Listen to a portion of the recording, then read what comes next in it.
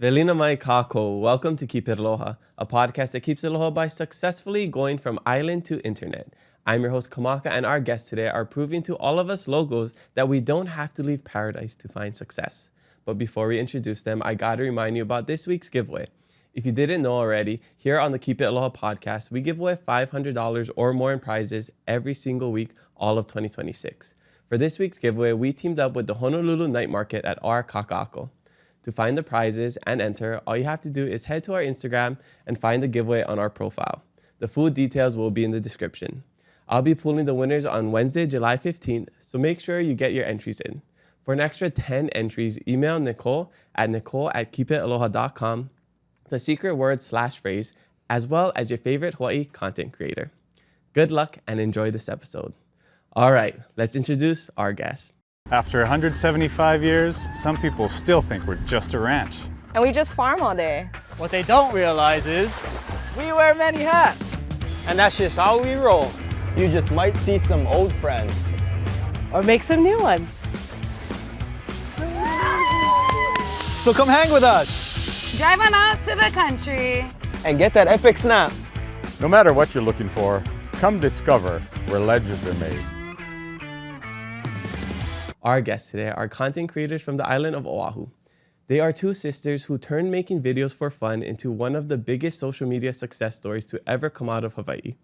The older sister first exploded online through her humor, storytelling, and relatable personality, becoming one of the breakout creators of the early TikTok era and building an audience of millions across social media. The younger sister would go on to build a massive platform of her own through beauty, fashion, lifestyle content, and honest conversations that resonated with people all over the world. More recently, she sparked an important conversation around beauty standards, confidence, and identity after documenting her journey of shaving her head and redefining what self-worth meant to her. Together, they have built audiences of millions, earned recognition on the 2023 Forbes Top Creators Fashion 50 list, and navigated internet fame, brand partnerships, family, mental health, and the unique experience of carrying Hawaii with them while building careers on a global stage. I am so stoked to talk stories with them today. They are Kirsten and Erika Titus. Hello, Kirsten and Erika. Welcome to Keep It Low podcast. How you both doing? Aloha. Wow, that intro was very generous. Emotional. That was so nice. Feel free to cry. We have tissues ready. Okay, Oh, no, it's perfect. not there. I don't know. Oh, no, don't we're worry. failing. Oh, Oh, Erika my gosh, cries a it's so lot. embarrassing. Say, oh man, I might need a Thank choir. you. That was a very generous intro. Oh, I mean, it's everything that you've done and you've built. And I just want to say I'm so proud of you two for inspiring so many people here. I mean, you both started pretty young. I'm not a big TikTok person, so I think I was gone actually when you guys first started doing videos and whatever. So I wasn't until I came back from, I was in Madagascar up yes, until I like think you were 2019 in the for the Peace Peace Corps. Corps? Yeah, Yes, yeah, that's there so you go. awesome. Yeah, I love that. So I was pretty late to TikTok, but I remember I would just see videos of you two, and of course I see like different posts and you two with creators, and of course my sister was just in here fangirling. So I'm excited to get to know you outside of what the small little clips I see on social media or the vlogs that I watched on YouTube, researching you both. Thank you. We're excited to be here too. We're big fangirls of you as well. Exactly, Yes. thank you. And we feel like you've created like such a good podcast here on the island where so many Seriously. local people can tell their stories. And I just think it's an awesome space to do that. So thank you. Yeah, well, I'm happy that we're doing this, and this is about you two. So I want to start at the beginning and just get to know your whole life story.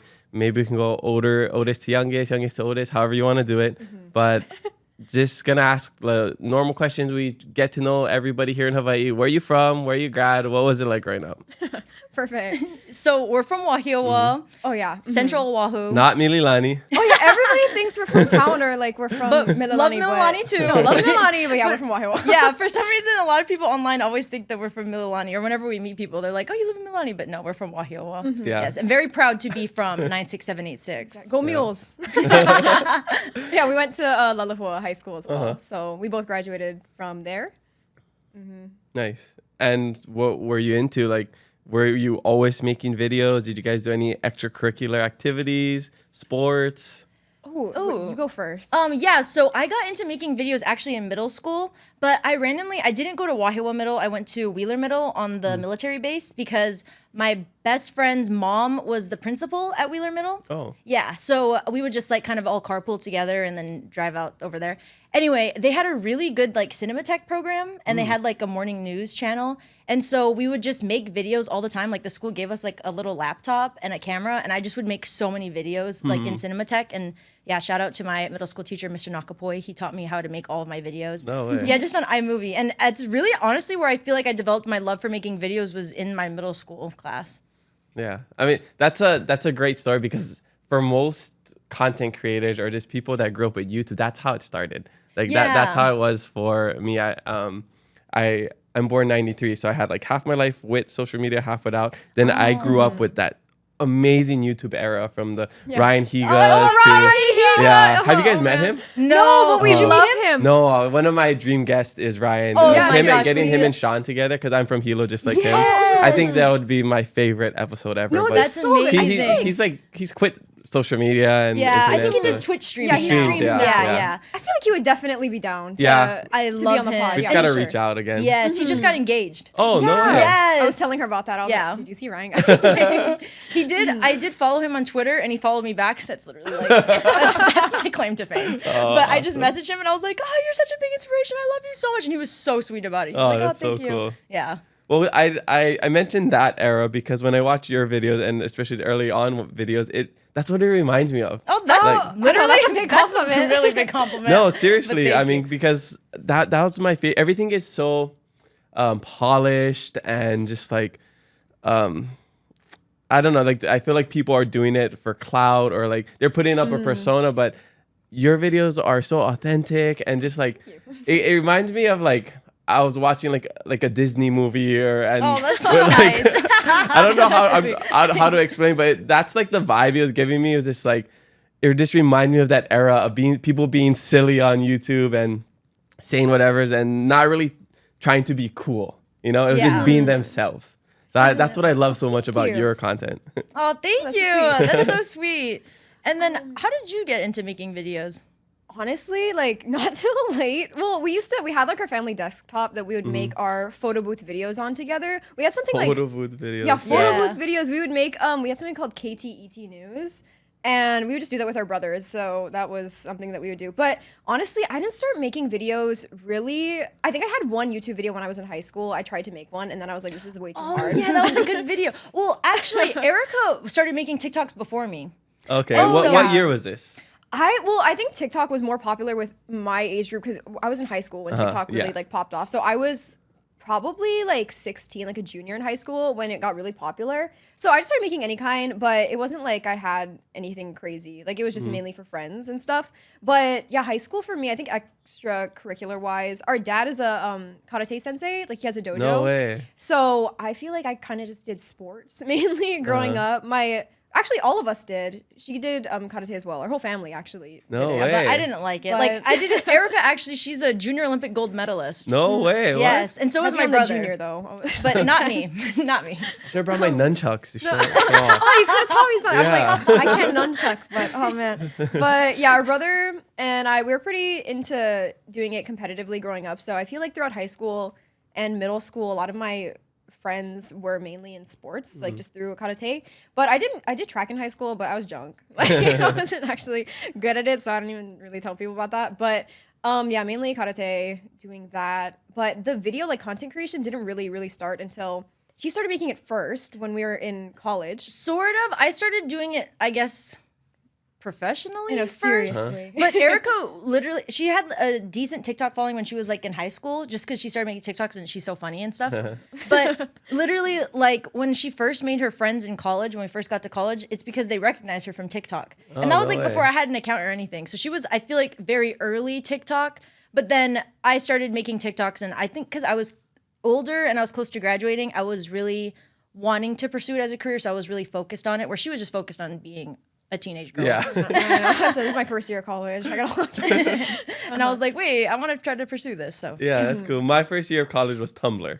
oh, really? really? Okay, okay. So okay. that was my thing. It was just like the transition of my senior year from MySpace to Facebook and then Facebook to Instagram, and then Tumblr was big. Okay, okay, I okay. could bring it back. Yes. The youth, they yearn for Tumblr. Yeah. Yeah, Kendamas are so back right now. Oh, I've kendamas seen are back. Everybody's doing kendama. Can you kendama? No, Me Jordan neither. is actually pretty good at kendama. Really? He has Oh, a for real? kendama. Oh, he'll have to show Yeah. us next Yeah, time. yeah. Yeah. Bring back the kendama. So, did you do any of the sports as well? I mean, I did karate growing up because of my dad, and I technically got my black belt, but also if my dad wasn't my sensei, I would have never have gotten a black belt. That's kind of the vibe. Like I literally Casually, no, kind of have a black belt. I needed like tutoring. Like I needed that extra sensei tutoring. So, but she was like actually legit and like, no, don't ask me to fight because I will run away. You're a flight, not fight kind of person. I'm a flight, not fight kind of person. You And definitely fight. No, I'm actually No? I'm more of a fawn actually. The standard response. But I think Erika could fight better than I could. If we were to get into a fight, she'd win. Well, they're having those celebrity boxing matches, right? Could we see you in there one That day? Yeah. I literally like I've only thought about it, but like as a joke. Like I could genuinely never. I think I'm too sensitive. You get punched and you just start No, crying. seriously. Okay, so you went to Lelehua High School. Yeah. You started doing some content creation, just casually, right? And then after Mm-hmm. you graduated, you ended up going to BYU. Yes, Yeah, yes, I yes. saw a video of you on the news about how you broke up with your boyfriend. Oh my gosh. Okay. So that was so funny because that was before I was doing any social media. Uh-huh. That was like I think like maybe 3 or 4 years before I started doing any social media. But yeah, that was just really random. But basically, it wasn't my boyfriend, but the article did put boyfriend. Oh, okay. It was just a guy that I had been on like 3 or 4 dates with, and we just kind of had that like very jokingly relationship. So I knew that he would take it pretty lightly. But yeah, I did send a Spotify playlist like with each different word was like sent a message. So it was like, do you still want to kiss me? Because I'm kind of loving someone else, but we can still be friends. And I sent him that playlist. So creative. I The love it. funny thing is that I didn't post it anywhere because again, I wasn't on social media. You posted it. Yes. Yeah, I remember that. I was Not mooching. to point fingers. No, I did though because I was mooching off of her Spotify because she was paying for premium. Oh. So I was I like, had that "Ooh." student We love discount. that sibling with the premium. Yeah. So I was like, hey. And then I saw her playlist because we were sharing an account. I was like, what is this playlist? So I sent it to her and I was like, girl, what is this? And she was like, oh yeah, I sent this to this guy that I was like kind of dating. And I was like, wait, can I post this on Twitter? Because that was like what was really popular when I was in high school. I was like, can I post it on Twitter? Because I feel like my friends would think it's funny. But And then I was like, yeah, sure, whatever. So, like, of course, my friends start retweeting it because they're like, oh, this is funny. But then, I don't know, like, who retweeted it, but somebody retweeted it so that it kind of popped off. And she then- like texted me. She's like, "I'm so sorry, Kirsten, but it has 20,000 retweets." I was like, yeah, "What?" It was our first time getting online hate, too. Oh, yeah. Was Oh that my your gosh. first thing that went viral? Yeah, but it's not like I gained any sort of following from because again, I didn't have social media Yeah. too. And it was like Twitter, so. Yeah, but that was viral. Yeah, Yeah. I made it onto Good Morning America. it was on Good That's Morning America. crazy. We were like, it was wow. on BuzzFeed. We were like, what the heck? Wow. And that was the first taste of fame. I know. Yeah, no, it was, I don't know, it was a lot of anxiety, I remember. I was like, oh my gosh. Yeah, I don't know because how to people were handle really it. mad because like the article said it was my boyfriend, and then I think people were taking it really seriously. Which, to be fair, like I Twitter. definitely wouldn't do that now. But you know, when I was 19. Well, I mean, okay, I think it just comes down to critical thinking, right? And a lot of people online don't critically think. So, like, when I watched it, obviously, I'm like, okay, you broke up with your boyfriend, but he's right there, and you guys are laughing about it. It says you guys are that's friends. fair. So I'm like, okay, well, it probably wasn't that serious, you know? Like, so for me, I'm just like, it's playful, and, you know, it wasn't bad, and this is fun. And you both laughed about it. So So you get it. I think that's the difference between some people, you know? Yeah, I agree. Yeah. What was the first thing that went viral for you? Yeah. I used to make videos on YouTube, like poetry and Nice. like these summer, like every summer we'd come back from college, we would record like adventures around Hawaii. So it's still on my YouTube, and I would edit videos, and we record our friends doing like flips off waterfalls and stuff. Oh, nice. So that was some of the original like Hawaii adventure content. Oh, cool. And love I that. do think we might be the pioneers of that. Yeah, I think Nainoa definitely. Langer and like Sam Potter and all of them. Yeah. They might, you know, I think they're the most popular. And Nainoa is a good friend. I was just talking to him about this. I was like, you know, like we're the unks, right? We're the OGs of that. You paved the way. Oh my This was in like 2011. Wow. So so we have like OG, semi OG YouTube kind of era. Yeah. yeah, exactly. But I mean, I wasn't like a YouTuber or whatever. Like I would post videos. And I think on Tumblr, you know, it got maybe like 30,000. Whoa, that's whatever, major. Which was Honestly, yeah. like the numbers back then. Like, oh, actually, sorry. I think the first video was I wrote a song called "The Girl I Never Met." Oh, okay. That my friend Kiva sang, and that one went really viral. You're so I was like, you're touching every corner of the internet. Podcast. Yeah, this was back in the day.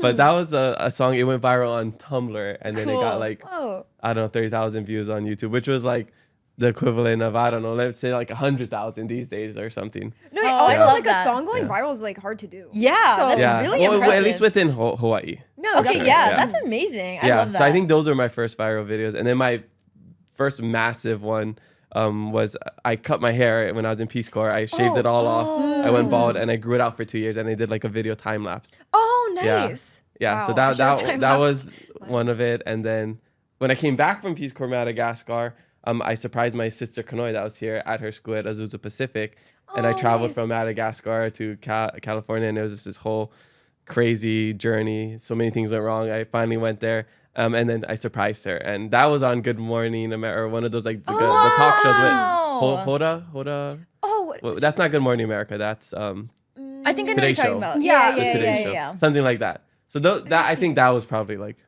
that's a lot Yeah. more wholesome than the breakup. yeah. Online.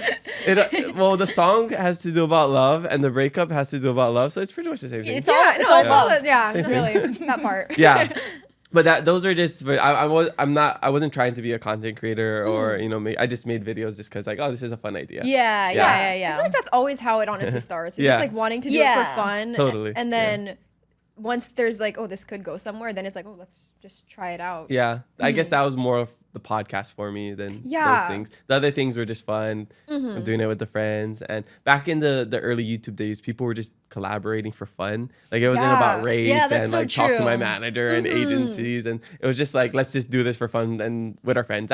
That's what Ryan Higa's videos was all Yeah, about. That's exactly. oh man, I would love his parkour. Yeah. Yeah. Exactly. Parkours. And there's another Yeah. YouTuber on Big Island who I really like. You probably would know, but I can't think of him off the top of my head. But he also makes really funny videos. Do you know what it's about? It's almost like kind of like skits. I'll have to just show you later because I Okay, know I won't be okay. able to think of it off the top of my head. But like currently or like back in the no, day? like back in the day. Is it Hilo Damn It's has- Good 808? Oh my gosh, do you I remember think that it one might be. too? Oh, Alex Farnham? Is that what his name is? Maybe I- he did the Jurassic the Park Jura- one. Yes, Oh, welcome to Jurassic Park.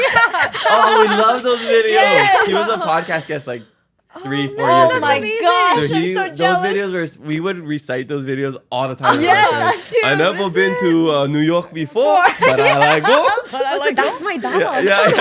That's the dollar guy. Yeah. Oh man. Yeah, you take the DNA from the Mosquito. mosquito. They're so good. Shout out to Alex. man. Yeah. Oh, yeah. So he actually, we talked about Bobby Lee recording here before. He actually connected me with Bobby Lee's manager. Oh nice. Yeah, because I guess they're wow. friends. He would Yeah. be friends with I Bobby know, Lee. seriously. Yeah, or I bet something you like Bobby Lee was watching his videos. Maybe. That's yeah. so But funny. Alex is one of the OGs. From He Big Island, is. for He really sure, is. He's yeah. so funny. Yeah, oh my yeah. gosh. It was Ryan Higa, and then it was Alex, and he had like the silliest, funniest videos ever, and we Yeah. all loved it. Like the super local. Yeah, Definitely. yeah. Yeah. Hilo has good talent. Yeah, I guess so. And BJ Penn. And DJ Penn. Yeah. Hopefully you're doing okay, BJ. But yeah, it's so fun reminiscing about these know. YouTube days and early just content creating, because it was really awesome, and it is awesome now. I mean, we have YouTube, we have Bretman, we have so many other like Oh, yeah. smaller to mid to like big top tier Totally. creators, and it's so cool to see it. And in my intro, I talk about going from island to internet. And that's something that my business partner and I, Daniel, talk about like our Keep It Low card show, and just teaching, the young entrepreneurs about just like how to invest and make money through Pokemon cards, and it's a real thing. Yeah, you know? totally. And just content creation as well, because so many people in Hawaii, we have to leave to, be successful and make money because it's so expensive to do that here. But when we have the internet, and you can do that from anywhere. Yeah. So I think people need to tap into that a little bit more, and just to start recording stuff, start posting things, and you can make it a career. You don't have to leave paradise to be successful. So that's what I love about your content. I love about Bretman. Like, you could be you even if you weren't in Hawaii. And I think that's like probably the biggest compliment that you could have, and what I think people should try to emulate. Oh, thank that you. really means a lot. I know, that's Thank really you. We sweet. appreciate Yeah. that. No, Yeah. seriously. Yeah. No, I get that. And Especially in, oh, sorry, what were you going to say? I hope people really like get inspired by that. Totally. Especially in an era where like Hawaii is kind of becoming almost clickbait, where Yeah. people like will move here just to show off the island. Exactly. Yeah. Whereas I feel like it's more about people who live here. It's about culture, community. That's what we like is most important to me and what I like to see online. Yeah, Exactly. totally. Is it like a real day in the life of somebody living here, and it's not exposing the secret beaches and No, like it's always this. Yeah. I'm like, this is geotagging now. I'm like, Yeah. why are we putting the geotags? Anyway, but yeah, I like that a lot. yeah. When I was at UH in that like Instagram era, Mm-hmm. a lot of transplants would come here and they would get popular and viral from Hawaii, going on these hikes, beaches. Yeah. That's what I didn't like. So I knew Yeah. when I had a platform, which was the podcast, I was like, I want to show the authentic Hawaii and what Exactly. it really is, Yeah. and share these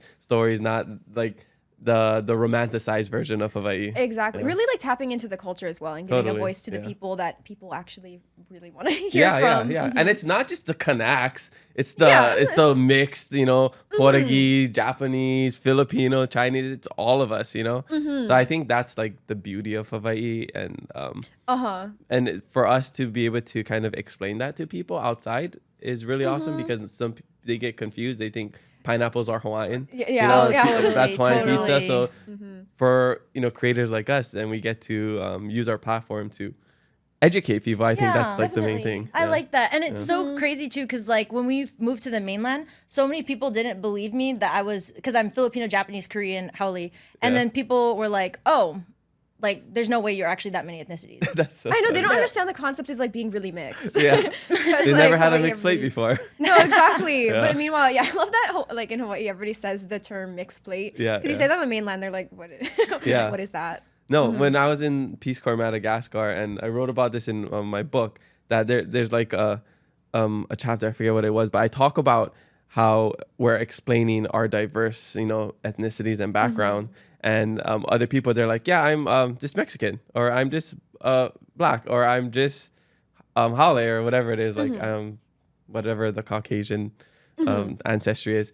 And I'll be like, I'm this, and then it's the same reaction. Yeah, They're yeah. like, wait, no, there's no way. Yeah. And How? finding out that somebody is just one ethnicity, or just maybe even two, is more surprising to me Yeah. than finding out somebody's like That's five super different ethnicities. mixed. Exactly. Yeah. It's more rare Yeah. on the island. Yeah, Yeah. totally. Yeah, totally. Yeah. Yeah. I don't think we have any like 100% Hawaiians. Like maybe you would meet like 100% Japanese or yeah. like a Filipino. But I think other than that, it's pretty Pretty mixed. Yeah. Yeah. I also didn't even know until I moved to the mainland, like for college, that there was like beef between like different Asian groups because everybody here is so mixed. Oh, yeah, yeah. So I don't know. I was like getting iced out in the mainland because I like wasn't like Japanese enough or like I wasn't Korean enough, and I was like, hold on. I was like, this Yeah. is like a whole new environment. Because in Hawaii, everybody's like, it's just the like You're Aloha just Asian. spirit. Everybody, yeah, You're you're Asian. Asian. You're We all mixed. Asian. Everybody's so nice. Yeah. But then I got to the mainland, and I was like, this is definitely different. Yeah. I only knew about that through movies and TV shows that I've watched. Oh, Where it's just like, oh, the Taiwanese don't like the Koreans or something Oh, like yeah, that, or whatever movie. I think I'm trying to think of the Freedom Riders. I don't know if you guys remember that I've movie, seen that Freedom one. Riders. have you seen it? I haven't seen Freedom Yeah, it's a good Just movie, watch and it. it's a good book. Oh, okay, Yeah. got But it. anyways, then it was just like, I think the Latinas, they had beef with like the Vietnamese or whatever, and like we don't really have that stuff here. Yeah, No. totally. Yeah, at least very overtly that we would notice it. Yeah, I feel like more so people are excited to share culture here. Yeah. Totally. And yeah. I think on the mainland, people are excited to share culture too. That It's just a too. very small percentage of people who are Yeah. like competitive in that way. Exactly. And particularly where we were going to school. That's like where I feel like Yeah. it's more competitive. But yeah, rest of the mainland, I feel like for the most part, Yeah. good vibes. Nice. So you ended up going to Utah as well. Yeah. And what was the age gap or like the year gap? So, So would you want to? Yeah, you go ahead. So we're 5 years apart. Okay. But the reason we went to college together is actually I kind of relate to your Peace Corps experience Okay. because I went on a Mormon mission in Las Vegas. Oh, okay. Yes. Wait, in Vegas? They do missions in Vegas? Yes, they do. I did not know that. Everybody Yes, says What? that's what everybody says. That's good. Vegas needs it.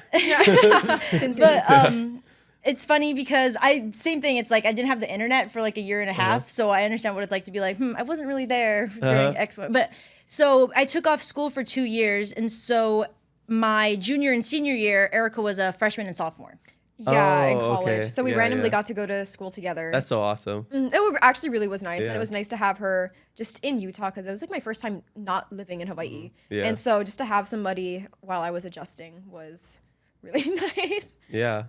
Where when you got there, was she the girl who broke up with her boyfriend through Spotify? You know, No, and she that actually, was before I left. No, but I'm saying, were you known for that? Were you at BYU? No, because that was like that happened, and then I went on the mission. Okay, so people Vegas. kind of forgot. Yeah. So by the time I came back, everybody forgot. Yeah. That's awesome. We had some people doing their missions in Madagascar as well. Oh, really? Oh, Yeah, okay, yeah. okay. And we've had guests like I think John Ursula has been on a mission, Kulani Watson's been on a mission, and he I think did it in like what was it like Chicago or like, Oh, okay. Yeah. How long is it? Peace Corps is 2 years. Oh, okay. Yeah, so but it's I did similar. 3 years. I extended for another year. Oh, Oh, nice. okay. Wow. Yeah, and we like we're out in the boonies, like no running water, a hole in the ground for the bathroom, bucket baths. That is Wow. way different than stuff Las like that. Vegas. Yeah, a little different than Las I Vegas. had a car. But so when you're doing your mission, you're not allowed to use the internet? No, we were allowed to use the internet for specific things, like to contact people and stuff like that. But no, pretty much no. Okay. Yeah.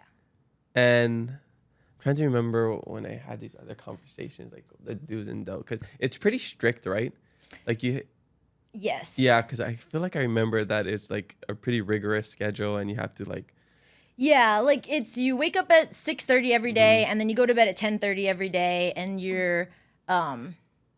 then you're kind of just working throughout the day. Yeah. But yeah, you can't you don't talk to your family while you're there. Except you do get to email them once a week, and I think they changed it. Now you can call them once a okay, week. okay. Yeah, and you have a phone call twice a year is what we used to be able Twice to a do. year? I know, isn't that funny? On Christmas Yeah. and Mother's Day. No But way. honestly, I didn't really mind it because I feel like I would have gotten really homesick if I had been able to talk That's to them true, once yeah. a week, So it was really nice, and then it made the time worth it. But I feel like it made me, when I came back, really appreciate my quality time with my family, just because I hadn't seen them in so Yeah. long. So I think that was really nice. Yeah. One of my, I guess, mindsets of going to Peace Corps and getting away from everything was to disconnect in order to reconnect.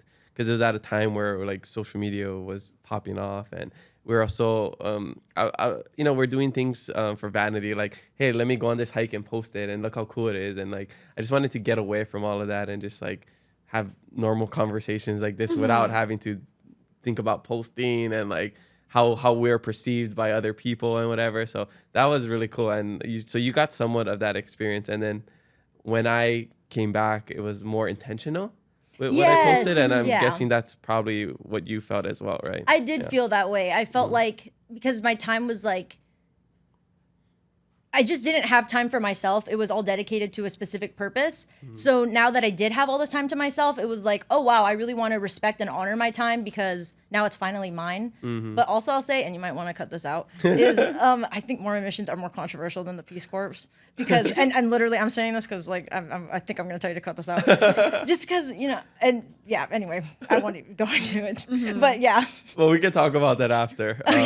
But Erika, so did So you end sorry. up going on a mission too?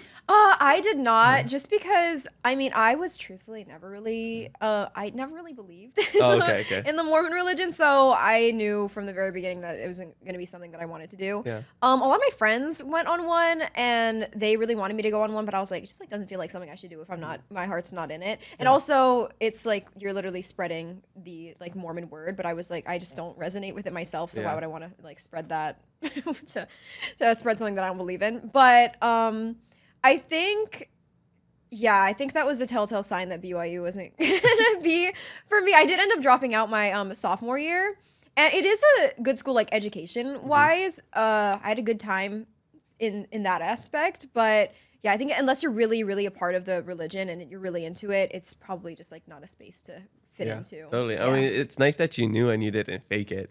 Yeah. I was like, I don't want to leave for 2 years. Yeah. I don't want to do It's a big that. commitment. I was like, I don't want to walk around and knock on doors and do something that I don't believe in for Yeah. 2 years. Yeah. Yeah. It's a commitment for sure. Because I feel like for me, there were a lot of like values and beliefs within the religion that I did believe, and I and to this day, like I still respect. But there were also a lot of values and beliefs that I didn't really believe in, and that I didn't really like, just because it does hurt people, especially in like minority groups. And that part always kind of made me feel sad.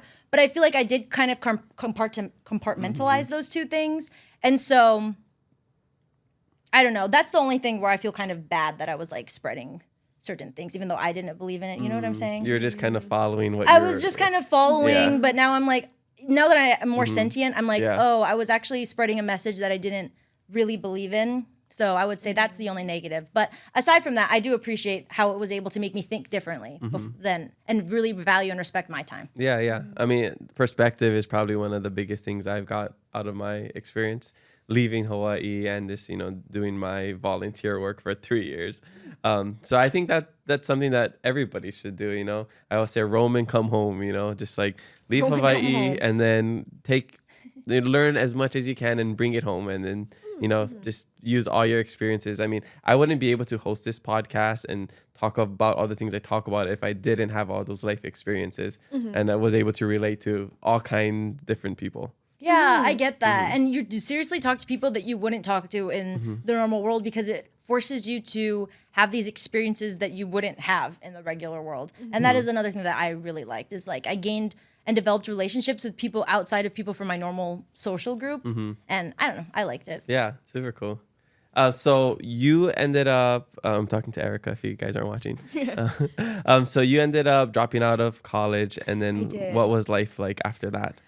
Yeah, so my sophomore year, I was like, ooh, I think I can't do this anymore. And at that time actually was when my sister, she had a manager this time.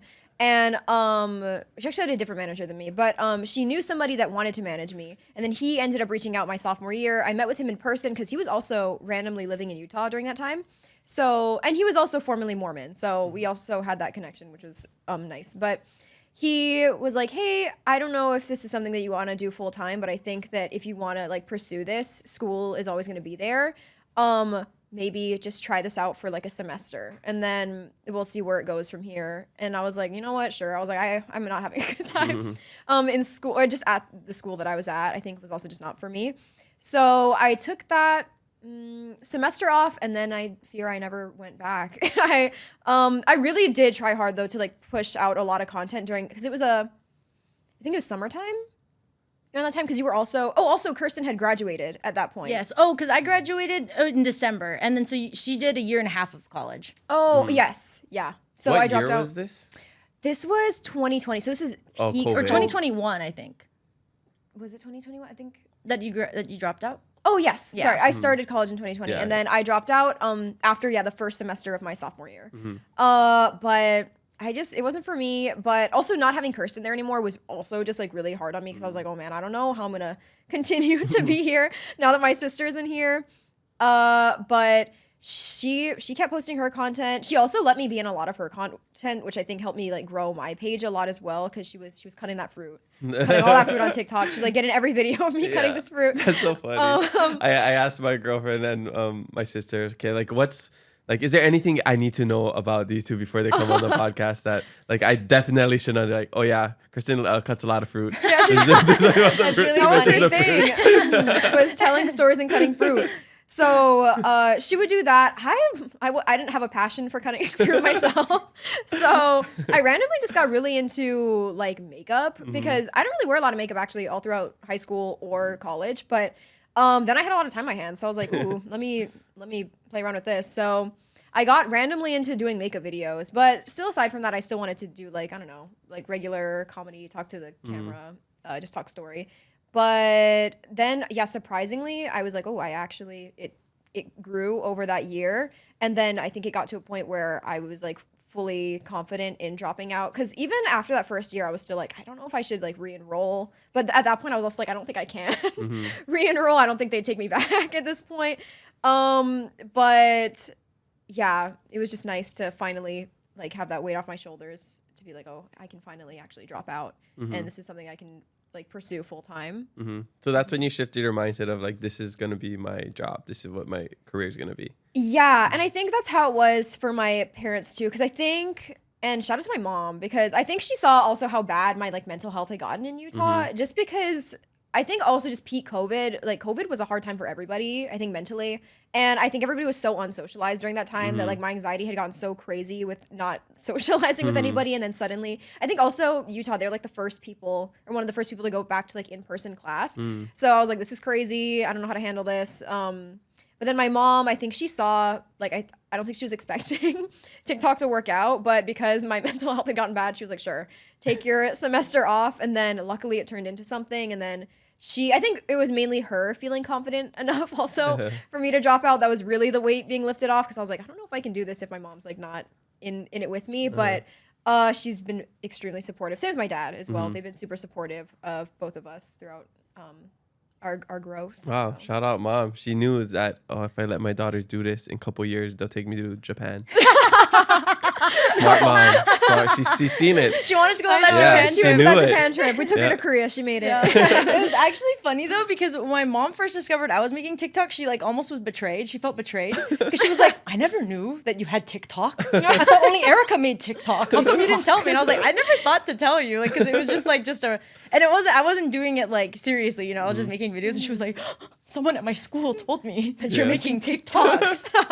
It's funny because like the internet is such a vast place, and it's almost like an alternate reality sometimes. Like people come up to you and they're like, oh my gosh, it's like I know you, because your whole life is on social media. So when you meet them in person, they're like, I feel like I know you. Like that's such a thing that happens. Yeah. And then a lot of times your own family or closest friends, they don't see everything because they're not like diehard fans like other people. Yeah. So they don't even understand or grasp it until maybe a certain point, or maybe later when people are probably coming up to you and they're like how many followers do you have? Like, I'm not really sure when our mom that did really click for her. I never really thought about that. But what happened for you with your family, where you were like, oh, it's like what made it click for them?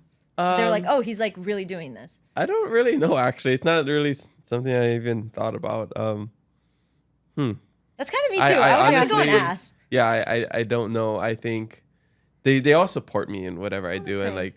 the podcast, they would share it, and the growth of the podcast happened pretty quickly. But again, it's more like validation from other people, not really your family. Yeah, I get like, that.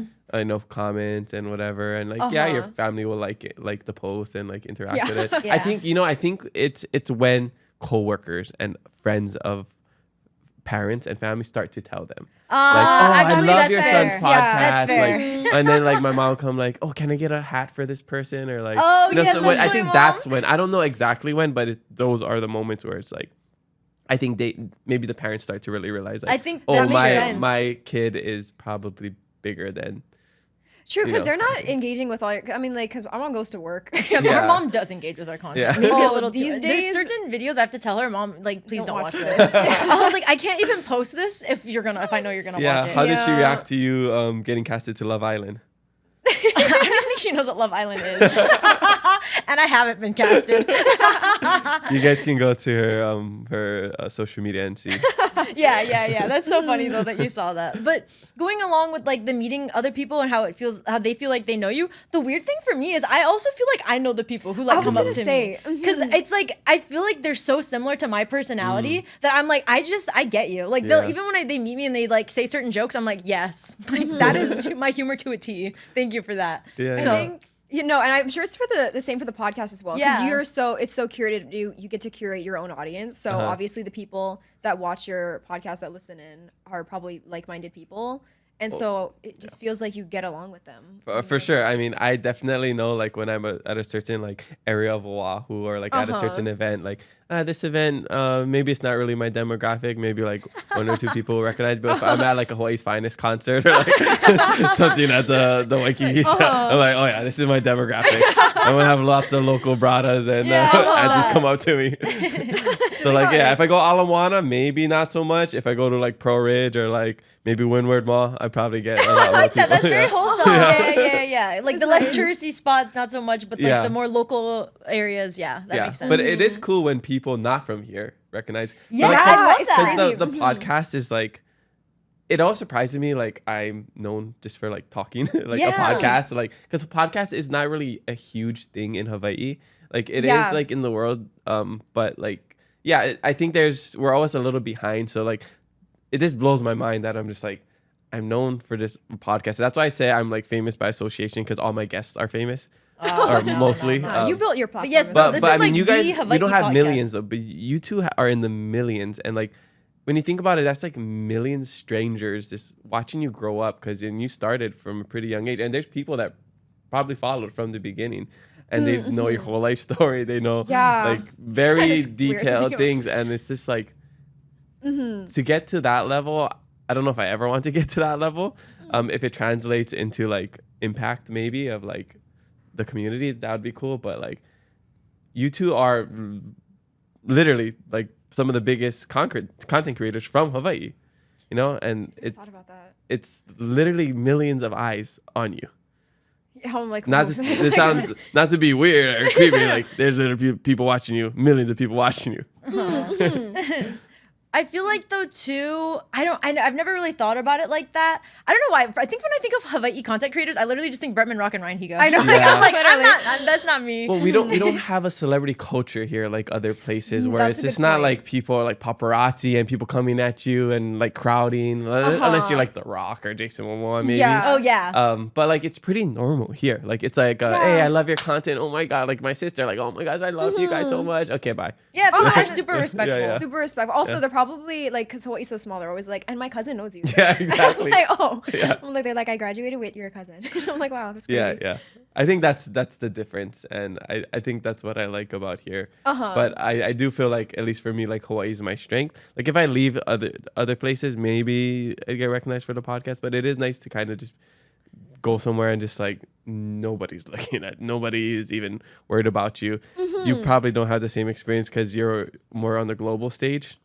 I want to say, like, I think it really comes down to like the demographic, because I think for us, like, pretty much I think like young Asian girls, I'm like, if we're somewhere where there's a lot of young Asian girls, I'm like, maybe it might happen. If like, they watch maybe. K-pop Demon Hunter, they probably They might, will. they might be our niche, but yeah, I guess it just really depends on where you are. But yeah, I hadn't thought about that. But that's also what's so nice about the internet is like just being somebody like from like Wahiawa to connect with somebody that's like globally is crazy. Oh, like when I was with my mom in Korea, we were at this skincare store, and this girl who is doing our checkout, she's Korean, from Korea, like, born in Korea. She was like, oh my gosh, like I watch your TikToks, and I was like, that is just so crazy to like that somebody from Korea like across the world, and I'm like from Wahiawa, and then we just have something so much in common. I'm like, that's just crazy.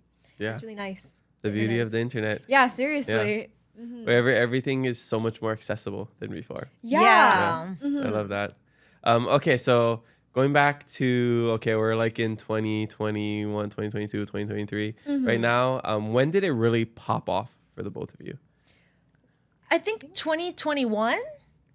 Definitely. Yeah. So basically what happened is I started making TikToks here and there, and then and my mom found out about it, but I still wasn't. And my mom found out about it. So I was making videos here and there, but it wasn't really anything that I thought I could pursue as a career. But what really made my videos like, I guess, pop off, or I guess get my following get larger, and so I could my community get larger, is that I randomly made this video about this guy that I thought was really good looking.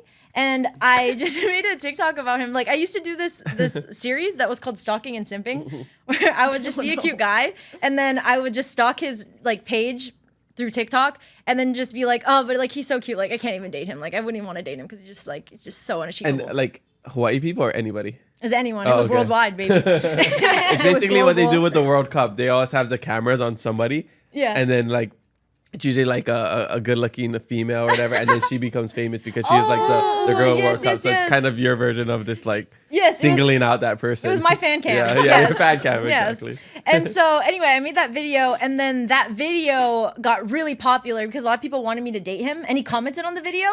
And so anyway, that video is actually what started my career. Was Oh, okay. was doing that. So Did you end up meeting him? actually, I Years literally later. just met him like a year What? ago. Yeah, That's crazy. Yeah, we went to Coachella, but he has like a girlfriend and stuff, okay. so it was just like for, like to be friendly. But he's literally so nice, and like I'm like thank you because he gave me my career. So That's so Thank funny. What about you? Well, I saw your first YouTube video. Oh, oh my gosh. You look so young. Oh my god. Oh, yeah, no, literally. But for me, actually, what it was I I like in college, I was having obviously a really hard time. And I went viral, I think, for crying a lot. Like literally every day I would post a video of me crying because I genuinely would cry every single day in college just because I was like, oh my gosh, I am having such a hard time. And also I think everybody like my age in college probably felt like COVID in college was a weird time. Like, so I think a lot of people were going through it during that time. So I think they just thought it was relatable content to be crying every single day. At some point I had like a cry count. I had this like decoration in my dorm. Oh yeah. And it was like how many days without crying, and I think it stayed at 0 for like the whole year. Did you ever make one of those videos? You see those videos like first day in or like day 1 of like living in Hawaii, day whatever, and then but like they have one like for Pokemon. It's like day 1 or like for arguing with my girlfriend. Day 1 of not arguing with my girlfriend.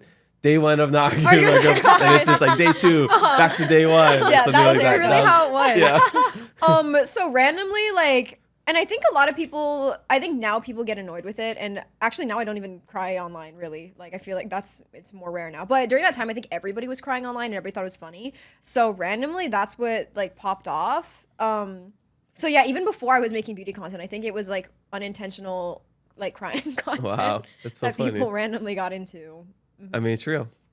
No, now it you was get to genuine. get It was cry. genuine. Yeah. There were genuine tears. I like the genuine content. Literal tears. But now I'm like, oh, that digital footprint probably it's a little okay. crazy. But you know. Are the videos all still up? Probably. I mean, I haven't made an effort to take them down. I'm like, maybe Can I will somebody after make a this. compilation of Erika's tears? I'm like afraid. I don't know what. Also, oh man, just all the phases. I'm like, because it continued even out of college. I think I stopped crying like last year. Okay. Well, I mean, the tear ducts are always open for new experiences. Oh no, exactly. Yeah, bad exactly. and good. Yeah, I like No, that for sure. All right, so I have so much more to get into, but we have a ton of social media questions. So Oh, yeah, for sure. yeah. let's Get into it. let's take a quick shishi break and we'll be right back. Okay. Shishi break. I just wanted to say a big mahalo to our travel partner, Hawaiian Airlines, for supporting this podcast. One thing I always appreciate about Hawaiian is that no matter where you're headed, they always find ways to bring a little piece of home with you. Starting July 1st, they're rolling out a new onboard dining experience featuring meals created by Maui's own chef, Sheldon Simeon. So whether it's mochiko chicken and garlic noodles, a teriyaki chicken bento, or an island-style breakfast, you'll be able to pre-order your meal before your flight and enjoy a true taste of Hawaii in the air. And for our Kama'aina listeners, Hawaiian is saying mahalo to its Huaka'i members with a special launch offer. Huaka'i members can receive their first 2 pre-ordered meals free as they try out the new menu. They're also featuring local favorites like Anahola Granola, Diamond Bakery, Hawaiian Host, and Honolulu Cookie Company on board. Check out the new menu and book your next trip with Hawaiian Airlines. All right, we're back from a quick shishi break. Much needed. Yeah, and it's funny because we talk about Ryan Higa. I actually got that from his podcast. Oh, Oh, really? He has a shishi Yeah, break? yeah. So he stopped doing YouTube. He went into podcasting. He had his Off the pill. Yeah, off the pill. Yeah. Yeah. So he did that, and he would take shishi breaks. He We taught did. all his guests shishi. Yeah. I like Shishi. that. So our shishi break is like an ode to Ryan Higa. Yeah. I'm Oh, gonna I just love start ending that. my videos with teehee. Yeah, TV. Bring it back. That'd be so funny. Man, he would honestly have the most creative videos I ever. know. Right? Like the way his mind worked, where those videos where he'd tie into like all kind random stuff. I know. Yes. Yeah, and then just like shut the full cup. Yeah, and yeah. stuff like that, and like So creative. a part of that video, he like tie it into something he says at the end, and it all connects to Yeah, something crazy. yeah. I'm like, oh my god, So creative. such a genius. Yeah, I love we Sean too. we gotta do that video. Yeah, and You Sean ever too. interview him? Can I come that day? Yeah, yeah. So can you let us know so we can accidentally stop by? That would be can so I cool. actually Maybe show just do like a Hawaii creator panel. Or Oh, something. yeah. love that. No, he can have his own paddle. I just I know. I'm like, we just want to be there. I just want to say hi. Yeah. So I've talked with Sean before, and I've interviewed Sean. Not on the podcast, just like I did this IG live thing during COVID. Oh, that's so nice. cool. So, and I've asked Sean, and he said he's down, but he would have to check with Ryan. But I haven't heard. I don't think both of them aren't really on social media. Yeah. So Yeah, I think it's hard. I gotta find a different connect. But yeah, that would be so awesome. All right, so let's get into the social media fan questions. The first one comes from my other sister, the one that you didn't meet, Leia Li'i KD. She says, "I love them." Oh, Thank good you to your question. sister. Oh my gosh, we got to meet her too. I know, seriously. Yeah, all she responded to the story was OMG, and then I saw her write in that little sticker thing. I love them. Oh, that's so sweet. Is she love on a her. MacNut cover as well? No, she's not. We're on the back nut cover. Yeah. Yeah, she needs to. She's probably cleaning up Mac nuts on the ground from her kids or something. Yeah. All right. So next real question comes from M. Julie and Dubs. This person says fave restaurant in Hawaii versus fave restaurant in Utah. Oh, actually, what's so funny is my favorite restaurant in Utah just opened up in Kapolei. No way. Yeah, it's called Mensho. It has a super long line. Mensho. I don't know if you've seen the TikToks. You've seen that, Kabika? Yeah, it has like What kind of super. It's a Japanese restaurant. It's like ramen. Familiar. And I can't remember if it's Michelin star or if the chef is like a former Michelin star chef. See that. You've seen that? That's why the name sounded familiar. I didn't know it was over there though. It's so really good. good. The garlic knockout. I was gonna say, you gotta get to the GKO. GKO. Oh, okay. It's so GKO. good. Okay. Yeah. Cool. So I guess it's a good I answer. think- I guess Yeah, it's a doable. joint I haven't answer. been to the Hawaii location, but my favorite Hawaii restaurant. That was really hard. That's a hard one because there's so many good Yeah. ones. Also, everything like after moving back home is different. Like there's so many new places that I'm like, oh, I still gotta try. Yeah. Um, Well, being that we're from Wahiawa, Dongyang. Yeah. You guys That's mentioned like that. The yeah. Mijan. Yeah. I love Michin, so I have to go try that. Yeah. What else is another And one? I don't know, we really like Mien. Oh, have you been to Mien, I Mien? don't know what Honolulu? that It's is. like dumplings. So also really good. good. You have to Oh, get the Mien house. Bao? Yes, except Mien and Bao doesn't have my favorite dish. Oh, okay. Yeah, 'cause oh, Mien- there's two different ones. But it's the same chain. Oh, okay. But Mien and It's owned Bao by is in Walmart. Ward, and then Mien Honolulu is like across from Walmart in town. Okay. That one is so good. Yeah, then they Okay. have the house pork dumpling spicy. okay. Get it with the bok choy. Ooh, okay. We got the whole lineup right here. So good. Okay. That's just like off the top of my head, but there's just so many good restaurants. We Yeah. also really like Off the Hook Poke. Oh, Okay. Off the Hook is so good. So is Morning Catch. Yes, Morning Catch Poke. Have you been is in so Chinatown? I think I've been to Morning Catch in Chinatown a really long time ago. It's so good. I don't remember. It's I so was good. like, it is Oh. expensive though. Good. Sushi Bay. Oh, in Kapolei. Sushi Couple Bay. A. I don't know if I've been there. We've made. Oh my gosh, Yeah. we gotta take you. Yeah. Yeah. It's really inexpensive. Portions Yeah. also. And Big huge portions. And we've made so many videos with Sushi Bay. Okay. Yeah. Oh yeah. Bring the Poke. I'll bring the Pokemon cards. Oh, perfect. Okay. Good That's exchange. a great combo. Poke and Poke. Poke and Yeah. Pokemon. Poke and Pokemon. Also, you know the like fish shop next to Nico's Pier? I don't know if they're like Oh yeah, it's the Nico's Pier Fish Shop. Yeah, the Nico's Pier Fish Oh, Shop. okay. Like right next to it, the poke bowls in there are so good.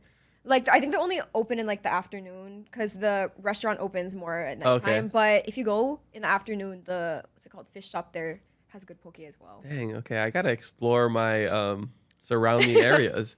I live in Poke. Ward, so I just go to all those places around. Oh, around there. so okay, I have okay. to I have to get out of my bubble. There's lots of good Yeah. poke. Yeah.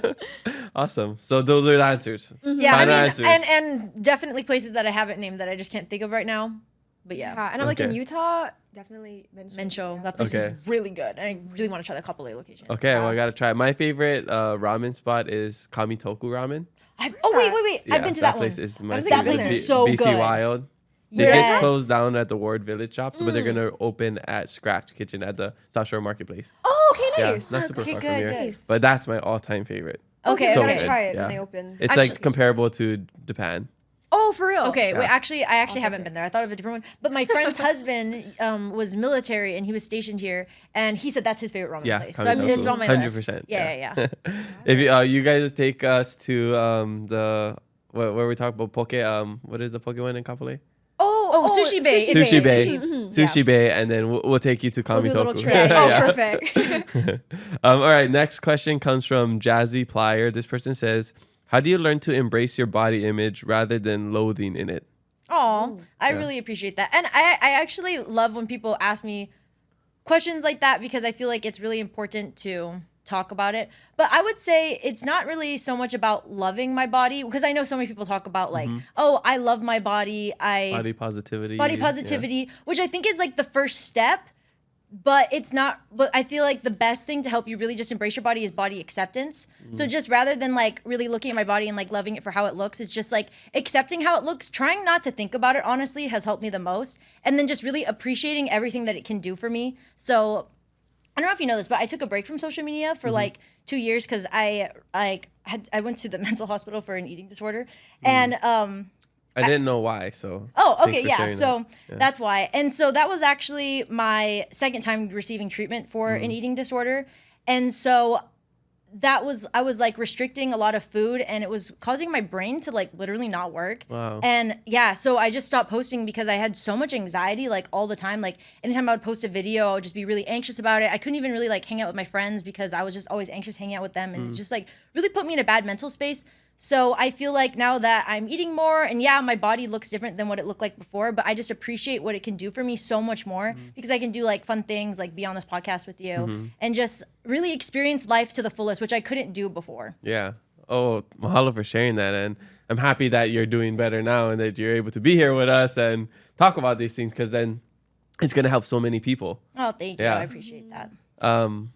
Sorry. Oh, and I'm just grateful to have a sister that's so like educated on a topic like that, because I think that just like even generationally, like I think just like loathing your body is just like built in generationally, I guess, and so that kind of, it's just important to rework your brain. And so I'm just so blessed to have a sister that like knows the right things to say, because that's also, it's so hard. I think we're very in like a very skinny era right now, and everybody is very focused on like ooh, body tea, and it's just like so casual, like these comments, but it's important that that we probably don't make these comments about like anybody's body at all. And I wouldn't even have known that though had I not had my sister who's like, hey, maybe we don't like say comments like that. And I'm like, you know what, I never thought about that, but now I know, and just being mindful of that. So And I'm grateful to have a family that's so accepting too, and just so open ears about my experiences and just willing to accommodate to things that I'm sensitive about. Yeah. Oh, it's so beautiful. Well, this next question is on that topic from Sari_506. This person says, how can I feel okay with gaining weight? I'm trying to recover from a life-threatening eating disorder. I think it's kind of like the exact same thing as I was saying before, is it's just really appreciating your body for what it is. And also, we talked about this on a certain project that we're working on right now. But I think more than anything, what's helped me is just having people not comment on my body helped me more than anything. And so I feel like, you know, people like Erika was saying, you know, people like to say like body tea, and they're trying to be nice. And you don't want to get mad at someone for trying to be nice, but at the end of the day, like nice compliments end up turning into not so nice, because then if someone's like, oh, you look so skinny, you look so good, then it puts in your mind like, oh, they only like me when I look this way, and I have to like maintain this. So then when you gain weight, then it hurts extra hard, because it's like, oh, now they don't like me anymore. They were only complimenting me, you know, like when I was in a smaller body.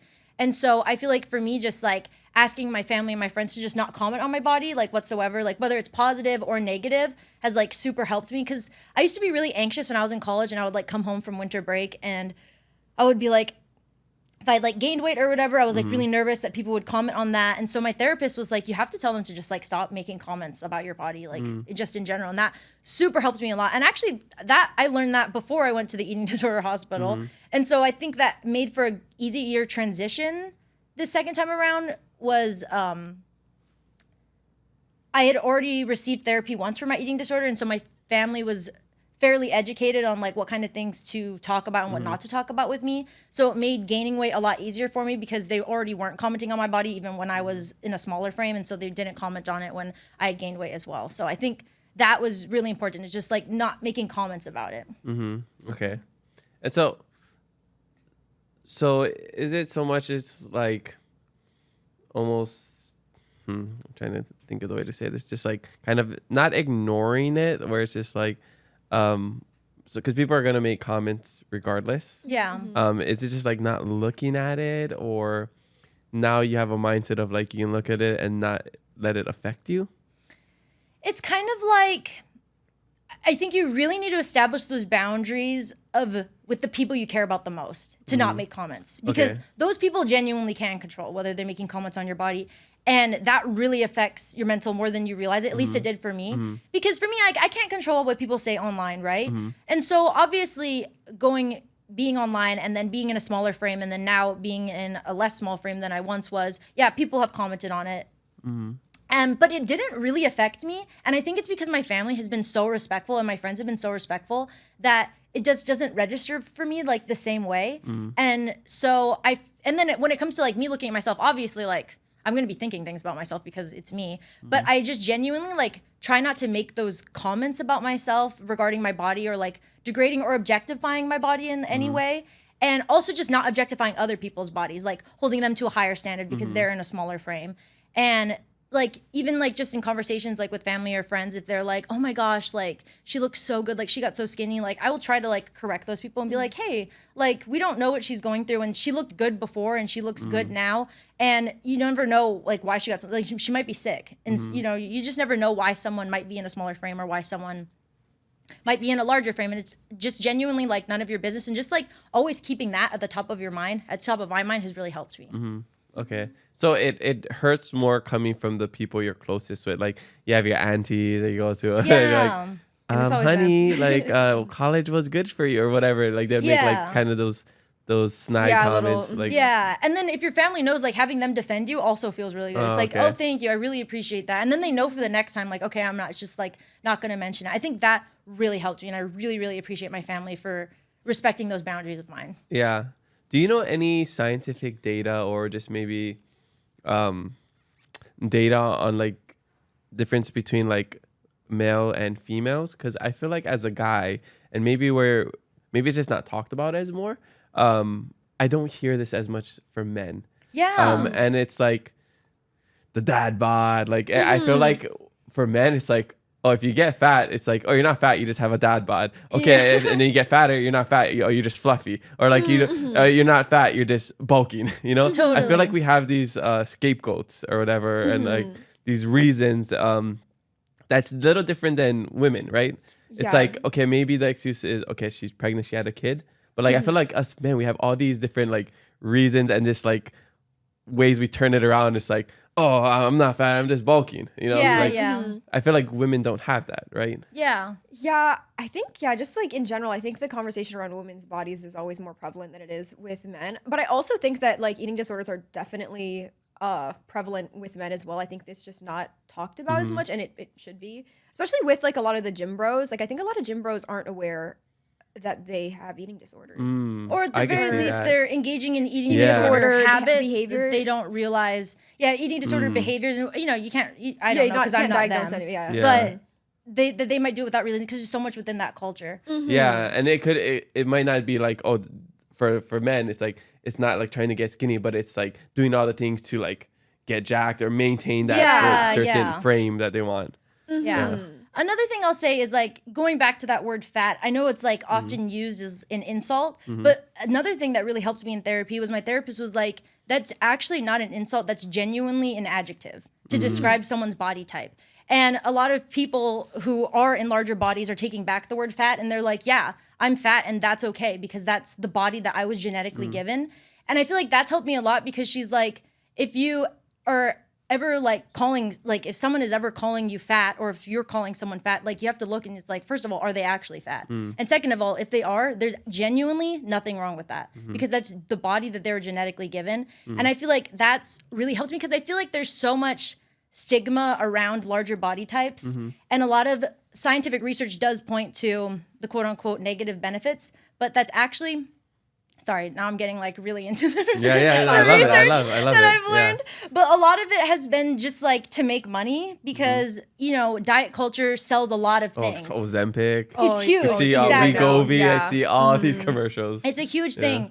And so the term obesity, for example, it used to be like you had to be a lot larger of a body type to be obese. And then I think, and I don't know, maybe fact check me if you guys do fact checking on here. But what's that surgery that they do where you would cut your stomach? The bypass, something, gastric bypass. Yes. So they wanted to start selling that surgery more. So they changed the obesity scale. So overnight, people who weren't obese suddenly became Oh, obese. wow. Yeah, and it caused like a huge shock among people, and so I feel like there's a lot of misinterpretation of what a healthy body is, and you never know why someone might be overweight. They might have, you know, or might be in a larger body type because I don't, you know, I'm not the one to say whether someone's overweight, but why someone might be in a larger body type because, you know, they might be struggling with an eating disorder, some sort of health condition that we don't know about, and it's not for me to judge them on that. Yeah. I guess the only thing that I can maybe share from my own personal life is like, 'cause I had knee surgery and shoulder surgery about a year and a half ago. So I'm still recovering from that. And I went from like 170 to like 2 something. So I put on the weight. Some of it was intentional because I wanted to be like, let me see how big I can get because I've never been this big before and try to like have like a cool transition video. So I don't know if that's the best reason or healthiest reason, but it is like such a, I don't know if it's a guy thing, but I'm just like, I don't know if at this point it's just an excuse now where I'm just like, oh yeah, I'm bigger because I can't run or whatever. So that's giving me an excuse to like eat whatever I want. Because like usually when I'm locked in, then I'm eating healthy and like I'm working out more and doing all this stuff. But now that I physically can't, I'm like, oh yeah, I can eat whatever I want because like I have my fallback of like, oh, I'm injured, so I can be like this. Is there ever like that kind of mindset going on? So, yeah, what are your thoughts? And then for me, I guess the last thing is like, I know I can lose it. Like I can go back to whatever I want. I could create whatever kind of body type I want later when I'm healthy. This is just a season and I'm okay with that. And then that's the acceptance. And I don't know if this is like super different. What I'm just trying to, I guess like think out loud. Yeah, totally. And see like what your perspective is I on would that. say where you're coming from is like a very, that's just like what the norm is. Okay. But where I'm coming from is like really like, it's like straight out of the mental hospital. You know what I mean? Yeah. And so I can just tell you what I've learned from like just through therapy and like through my research. But what like do you really strive for, especially after you're recovering from an eating disorder, or honestly to prevent eating disorders? It's called intuitive eating. And so it's basically like the idea, and honestly this has worked for me personally, is like I don't ever really quite feel like I'm on a diet regimen or I'm on like trying to eat specific foods. It's just naturally my body kind of gravitates towards healthy foods when it wants to, you know, like fast food when it wants to, and then it creates like a full, what is it called when you're eating like a full Balance?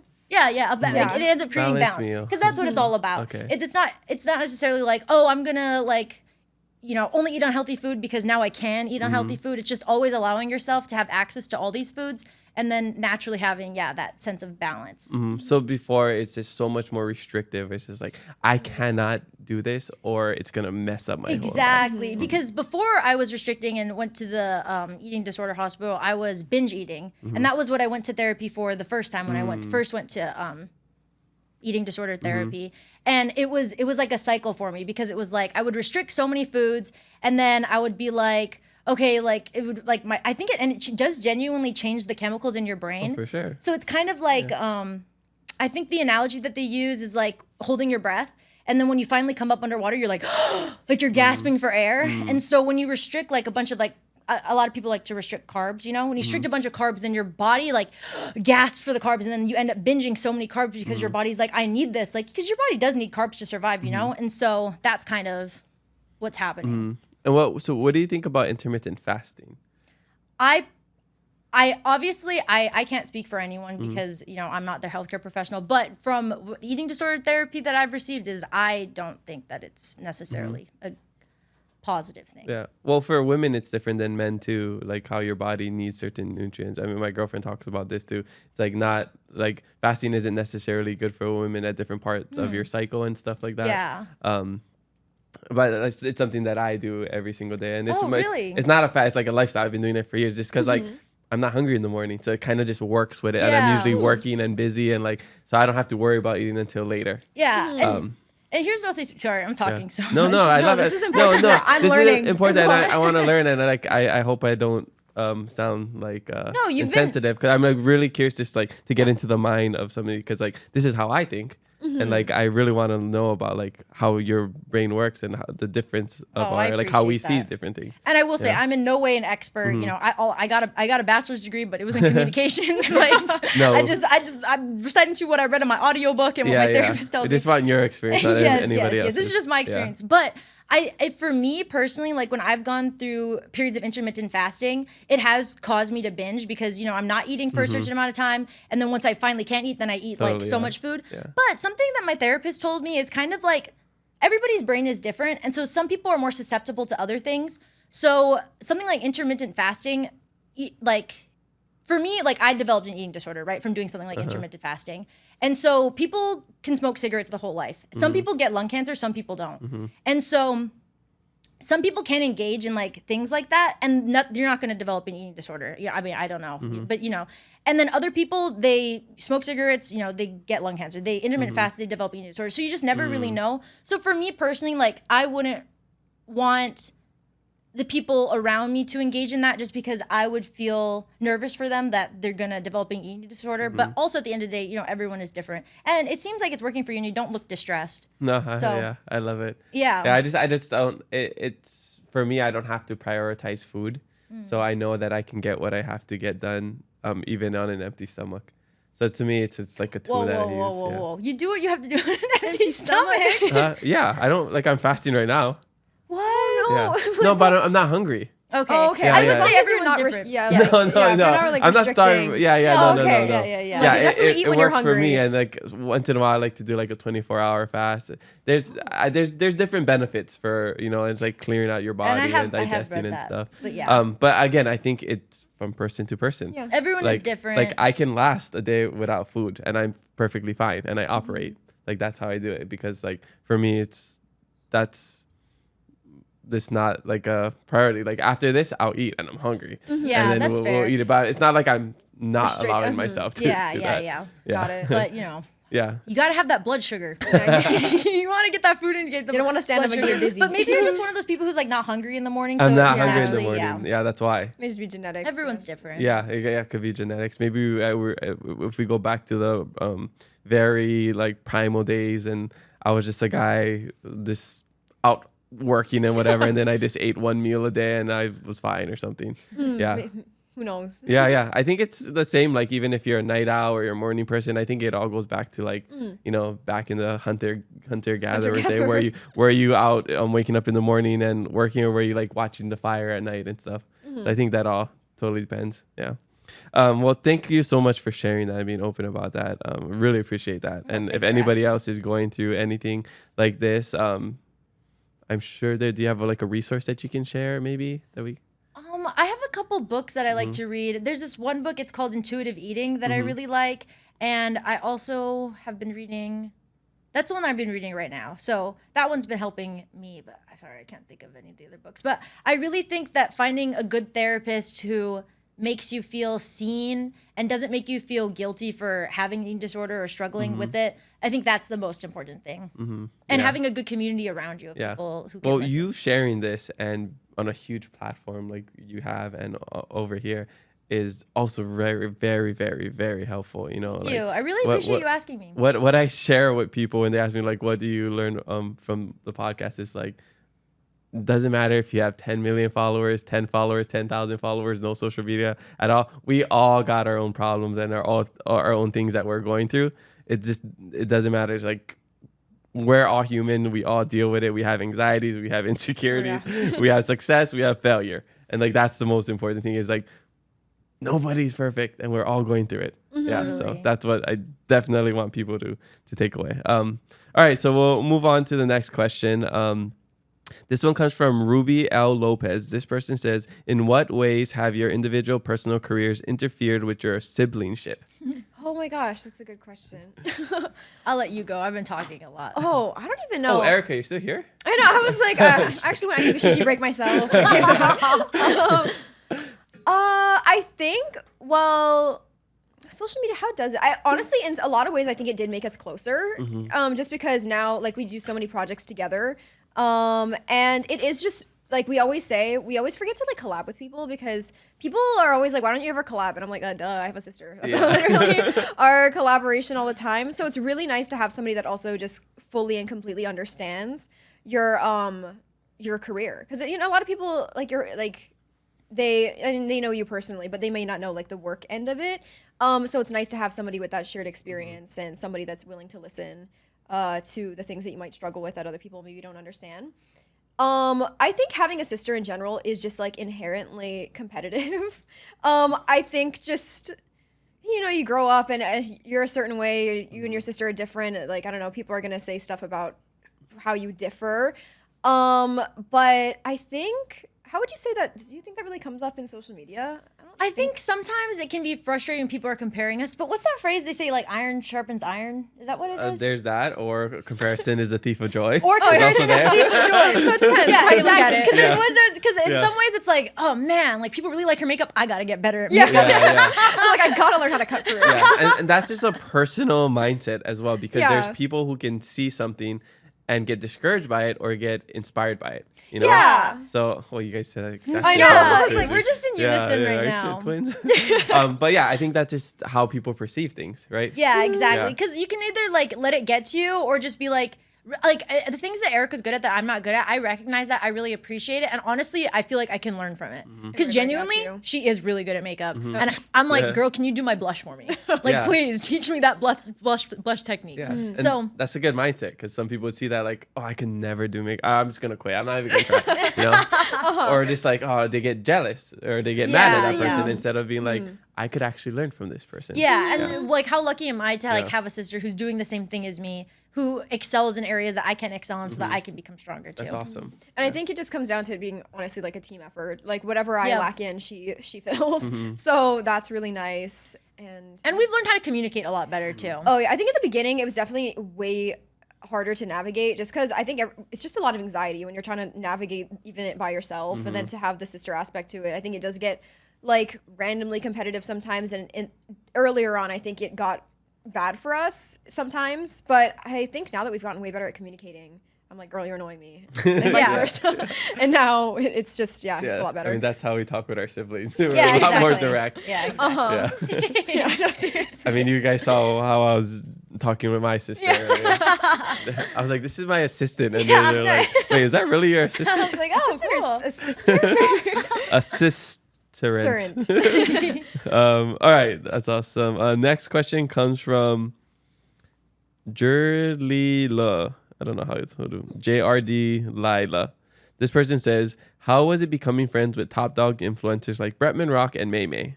We just love both of know. them. Yeah. Honestly, and going back to the whole like when people are like, why don't you collab with people? Because I think a lot of like growing your social media is collaborating with people, but we have a hard time doing that because I think all of the people that we're friends with on social media are like more than being social media friends. We feel like they're like our actual friends. So anytime we hang out with them, I feel like we don't really make content. Yeah, like that's the last thing you're thinking Yeah, about. we're just like hanging out. Just But vibing. May May is really cool because she started doing social media maybe around the same time as me, a little earlier than me. And so for her and I, it's like something that we kind of started like at the same time. So we feel really bonded because it was like, like us trying to figure out what it's like to have a manager, like navigating different brand deals and things like that. That was something that we both did. And so that was just like an adventure. What do you call that? And just an experience. Just that we growing had together. That we grew together. Exactly. I feel like Totally. her and I have grown together. And then Bretman, I was like the first time Oh, we were starstruck. we were starstruck. We were literally so starstruck. nervous. When did you meet Bretman? At his like when was it? Was We it at his birthday house. party? It was No. At his house maybe like 2023, like 3 years ago. Okay. yeah. Oh. He like followed us on social media because we had been following Bretman, and then he followed us back, and we were both like, oh my god, like my legs are shaking, like I'm so nervous, hands shaking, legs shaking.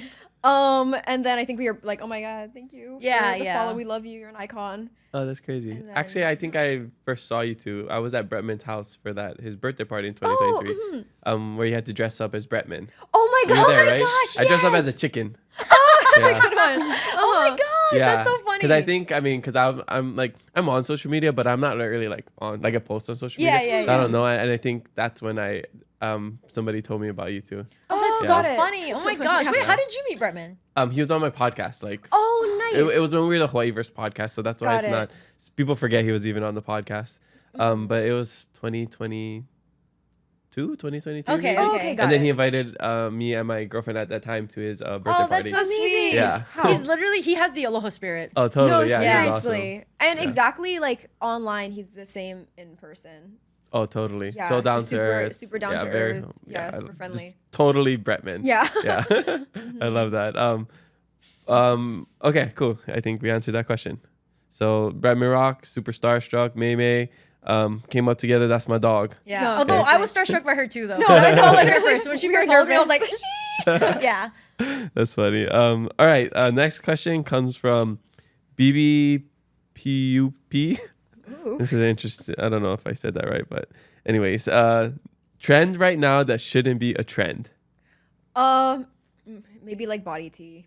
Maybe just going that a back to trend? that. Or just I think just like really I think there's a lot of like dieting trends going on right now. I think people are getting really back into that. And I think I would just recommend against that. And also commenting very openly on other people's bodies. Yeah, maybe just don't comment on people's bodies.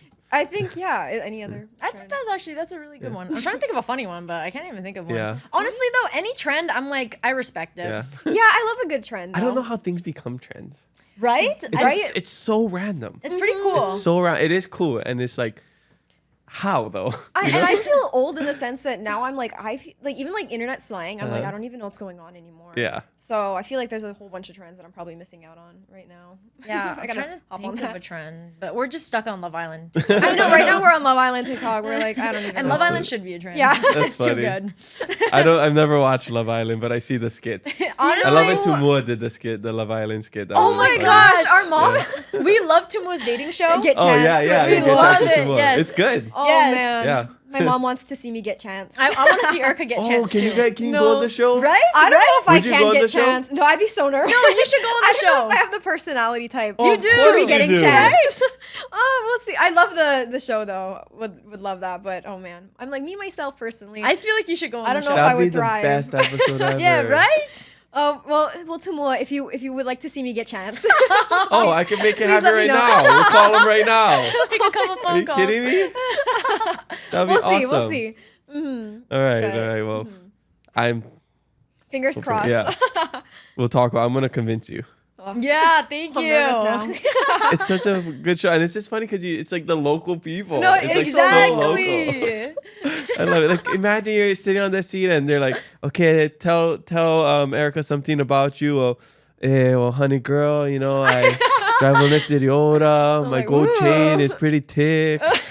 I know my baby mama. Ooh, Yeah, see.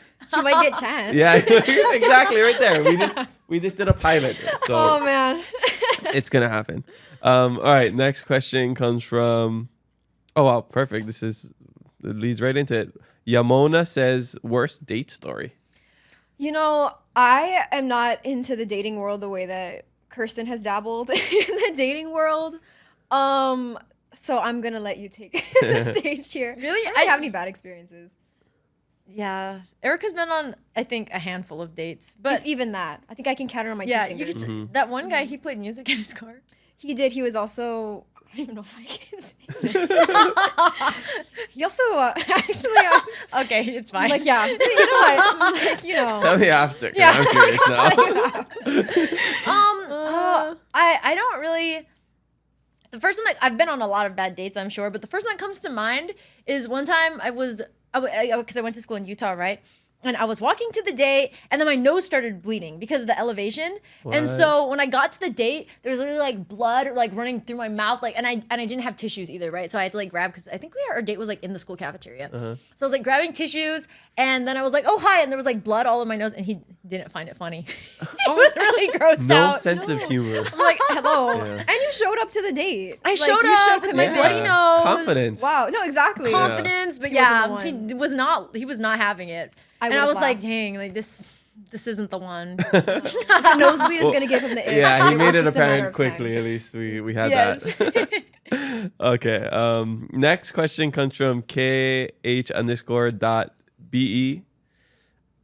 KH_.be. I don't know if that dot is necessary, just to be honest. No, KH_BE Like, was taken. It's just a dot or an underscore. You can't do both. Can't do both. You The can't do duo. both. I respect it, KH_. Yeah. Keep the dot. I like it. Keep the dot. When everybody in a Shows world confidence. full of dots or Underscore, underscores, yeah. be the dot underscore. Be both. Be both. All right, I guess that's true. All right, you got me there. This person says, struggling with the fact that I'm losing my hair. Any advice on letting go? Oh, I mean, I recently did lose all my hair. Honestly, I think when I shaved my head, the most that I learned was just about being myself, like completely outside of my appearance. And I think that that's something that can be learned just like with hair loss in general. And I made a lot of friends that have just had, who have lost hair like for a multitude of reasons. And I think honestly, losing your hair or just not having hair, like whether it's a choice or not, it really forces you to be who you are outside of your body. Just because I think I learned a lot more about my personality and just like what I like and what my views are, like beauty standard wise, because truthfully, I think maybe it's a blessing in disguise. I think you'll learn to care a lot less. And I think you also wean out a lot of people, because if somebody isn't going to be into you because of your lack of hair, then I mean, that's probably somebody you don't want in your life anyway. So I think just being confident in who you are more than your hair, really, because I mean, yeah, hair, when you really see the big picture, is just something so small compared to who you actually are. Well, period. Like You got the finger tap You down. clocked it. I clocked it. Anything you want to add to that? I like everything Erika is saying, so I appreciate that. Thank you. Yeah. I mean, I love it. I think that's such a brave thing to do. And the fact that you just own it is awesome. Yeah, he should just own it. Be bald. Yeah. Go bald. Totally. All right. Next question comes from Shannon Lynn 20. This person says, bet you it's my brother. He always calls me on the podcast. and I'm on silent mode, but I guess maybe if they're like part of your friend favorites, it goes through. Oh, actually, if you put it on sleep mode, then it won't do that. Oh, that's a life hack. I'm on do not disturb. Put it on. That's different. That's different. Yeah, than sleep mode. yeah. Oh, Do okay. sleep mode. Can I do sleep mode just for Micah? Take him off the favorites. He watches the episode, so he's gonna see this. just Micah, wants to be in a stop cameo. calling me. All right. He doesn't even have social media, so he doesn't even know what's going on. Oh god. He keeps calling you. Assumes. All right. I like this question from Shannon Lynn 20. This person says, "What's a saying that you live your life by?" Ooh. Treat others the way you want to be treated. I think that I mean that's the first one that comes to my mind is obviously treat other people you want to be treated. What else do I like? Recently, actually, somebody told me something. I don't know if it's like a saying, but it was just like advice on like dealing with online hate. But I think this can apply to just like hate in your life in general. But like I think, especially with online hate really started to get to me. But somebody told me something one time, and they were like, I feel like you take the compliments too seriously, and that's why you take the hate seriously. But she was like, she was like, the compliments should mean just as little to you as the hate should. And I was like, oh, that's actually something to think about. At least like so that's just personal for me being like online. I think that's been something that's helped me a lot recently, because I was like, whoa, that's something to think about. Because I mean, as close as you feel with your audience, and I think definitely you are close with your audience, and it does get parasocial a little bit both ways, but it's just important to remember, like, maybe I shouldn't be taking the praise seriously, because at the end of the day, it shouldn't affect me, and neither should the hate, because I mean, I know who I am at the end of the day, and that's what really matters. And so when she told me that, I was like, ooh, that's something to think about. I like the praise. People can keep praising me. Oh, okay. Yeah, keep complimenting. I'm like, oh, don't tell him to keep stop. the hate away. I'm like, you can continue for me as well, but Yes. I may be taking it with a grain of salt. Yeah. I mean, no matter what it is, you could just look at all the comments and just only accept the good ones and ignore all the bad ones. Just have that Aloha armor. Maybe I do that. Yeah. No, but I think that there is some truth to that. Just not letting anything like super affect you to any extent. But also, I like that. But also, you can keep complimenting. Don't Don't stop that. I don't mind. Yeah. Comment a lot in this video. Compliment them so much. No, That's good for engagement. I mean, If good you for their leave ego. hate, My I'll bad. take my it with a bad. grain of salt. Don't talk about my body. Anything but that. One thing I want to share, and I love sharing this with people. So we talk about the golden rule: treat others like the way you want to be treated. Yeah. But what we learned in the Peace Corps. I feel like you made a clip talking about this. A long time ago. I Yes, think. I've seen this Oh, one. wow, But tell me nice. again. It's called it's the platinum rule. Okay, It's okay. treat others how they want to be treated. Yes, Yeah. I That like makes that. sense. That's what I like. And then basically you can explain it like, okay, like treat others how they how I want to be treated. You might want to be treated differently than I want to be treated. I It's like like that. goes to love languages where it's like I show love and I receive love differently. Yeah. And so do you two. So in treating others how they want to be treated is like asking the question and like being aware of that and like okay, I love giving gifts and that makes me happy. But I don't care for receiving gifts. Like that's not gonna do anything for me. So just if you did that to me and you're treating me the way you want to be treated because you love getting gifts, thinking that I love getting gifts, and then you're like, why didn't he react like that? Yeah. So yeah, I love. I mean, I think both have truth in it. Oh, for but, sure. But like taking it to the next level of the platinum route, I think that makes sense. something. Yeah, It I also like that. made me think of another one, which was I remember I made a TikTok about this a long time ago, but this is just like for just like any social setting. I forgot what the actual rule is called, but I've been calling it the 10-second rule, not applying to the eating food off the floor. But, Oh, okay. I live by that. My girlfriend hates it. But have you heard of the one where they're like, if somebody can't fix something in 10 seconds, like don't bring it up?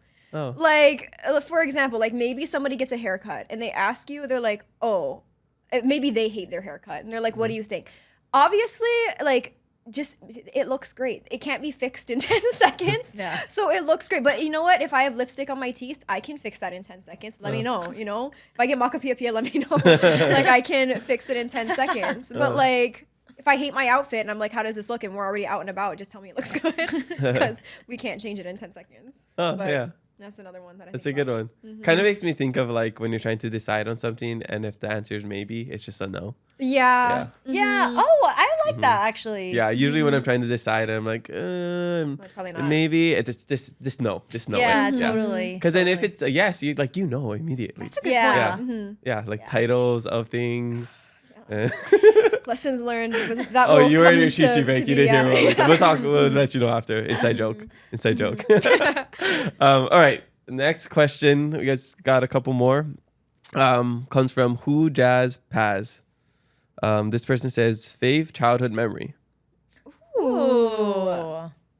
That's a good. Oh, we actually have one of these on video, which is I struggle to take pills like so bad. Like This is actually this is We a literally- not favorite childhood memory. No, this is an unfavorite of mine, but now I'm so happy that it's on film. Because like obviously when you're a little kid and then your older siblings filming you, you're like so fussy about it and you hate it in the moment. But now that we have this video, I think it's so funny. But like even to this day, like if a pill is big enough, like I'm gonna gag it back up. Like I literally can't do it. But there's a video of me taking, and it's genuinely like the tiniest pill ever. Like it's smaller than like an over-the-counter Advil. Like it's really small. And I couldn't take it for some reason. And my brother's like forcing me to take this pill. But in the video, it's like, it's just funny. Because it's both siblings being like, just do it. Just take the pill. And then like, and I think they just thought that I would magically take it. And then I just throw up all over the table. Or just throw up all the water. But now we have that on film. I wonder if you can include the video. We will have sent If you send it to me, we'll include it. Well, literally, I'll send cut you the this up. video. Yeah. It's so funny because she's posted that online before, but she hasn't posted the end of the video because at the end of the video she like punches the camera because she's so mad at me for Yeah. filming it. And I'm like, see, look, you're happy now. With your consent, we would love to post Oh, that. of course, So I'll send that funny. one over. But that's the first one that comes to mind, just because we have it on video. That's What about funny. you? Yeah, I think our parents though did a really good job like building a very magical childhood for us, which I think caused us to have a lot of whimsy now. Because our dad, he would take us to this really big tree that he would call like the magic tree. It was like a banyan tree. And we would just like climb up of it. And honestly, I think the only thing magical about it was that he literally called it the magic tree. But it just made it so much more fun. And our mom is like was super into Christmas. It's so much to the point where she made it seem so. I literally believed in Santa until I was in the 6th grade.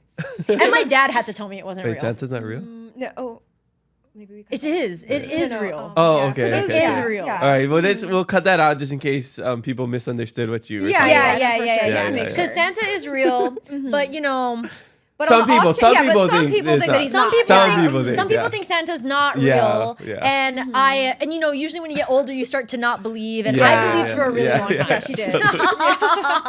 It was when I started asking for like iPhones, Yeah, they had yeah, to tell yeah. me Yeah, that maybe Santa has Santa- a Private budget. jet. Come on, Yeah. private jet. Yeah. yeah. First class flights on Hawaiian Airlines. All right, Santa's you're getting a little expensive there. All right. Was that the favorite childhood memories? Yeah, I think just our parents made a really magical childhood for That's us. so And our cool. mom is like super theatrical herself. Yeah, she's so theatrical. It's so funny. She would do this thing where she would like pretend to sleep. And then when she woke up, she'd be like a different person. And then that's she would funny. just, I don't even know why, but it gave us whimsy, I think. Oh, that's I think awesome. now we like to play characters and do weird stuff. Yeah. Yeah, because yeah. of it. I like to fake sleep. Yeah. But not. I don't wake up as a new character. So if somebody's Just calling fake me and they sleep. want something with me, I'm just like, Like, I'm not here. I just pretend I can't hear them. All right. Next question comes from Alexandria Savea. This person says, biggest ick. Oh, probably when they don't like me. That's a good one. Nothing icks me more than when somebody clearly doesn't like me. Because then I'm like, ooh, Why wouldn't they like you? You know, sometimes they don't, and it's okay. To each their own. Everybody's different. But I'm like, even in friendships, like this goes for friendships and relationships. I think just once somebody has, but I don't know, maybe that's just me being avoidant. But I think once I catch the vibe that somebody, you know, isn't really into me, then it makes me scared, and then I don't like it. But what about you? I think for me, I definitely used to get the ick like a lot when I was younger. And then what happened to me is I liked this guy, and then he naturally gave me the ick because I got the ick from everyone.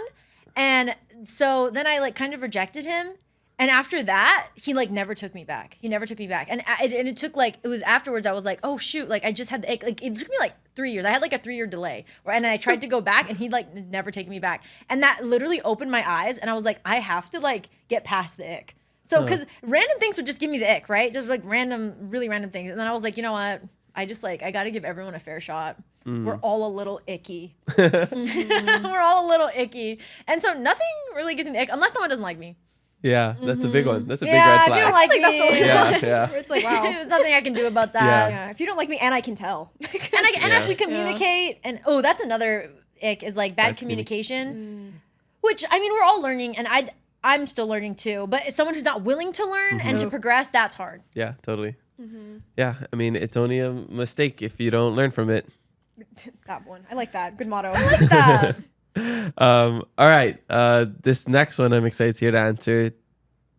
Taya Lipman says, tell us your funniest and weirdest fan encounter you've experienced.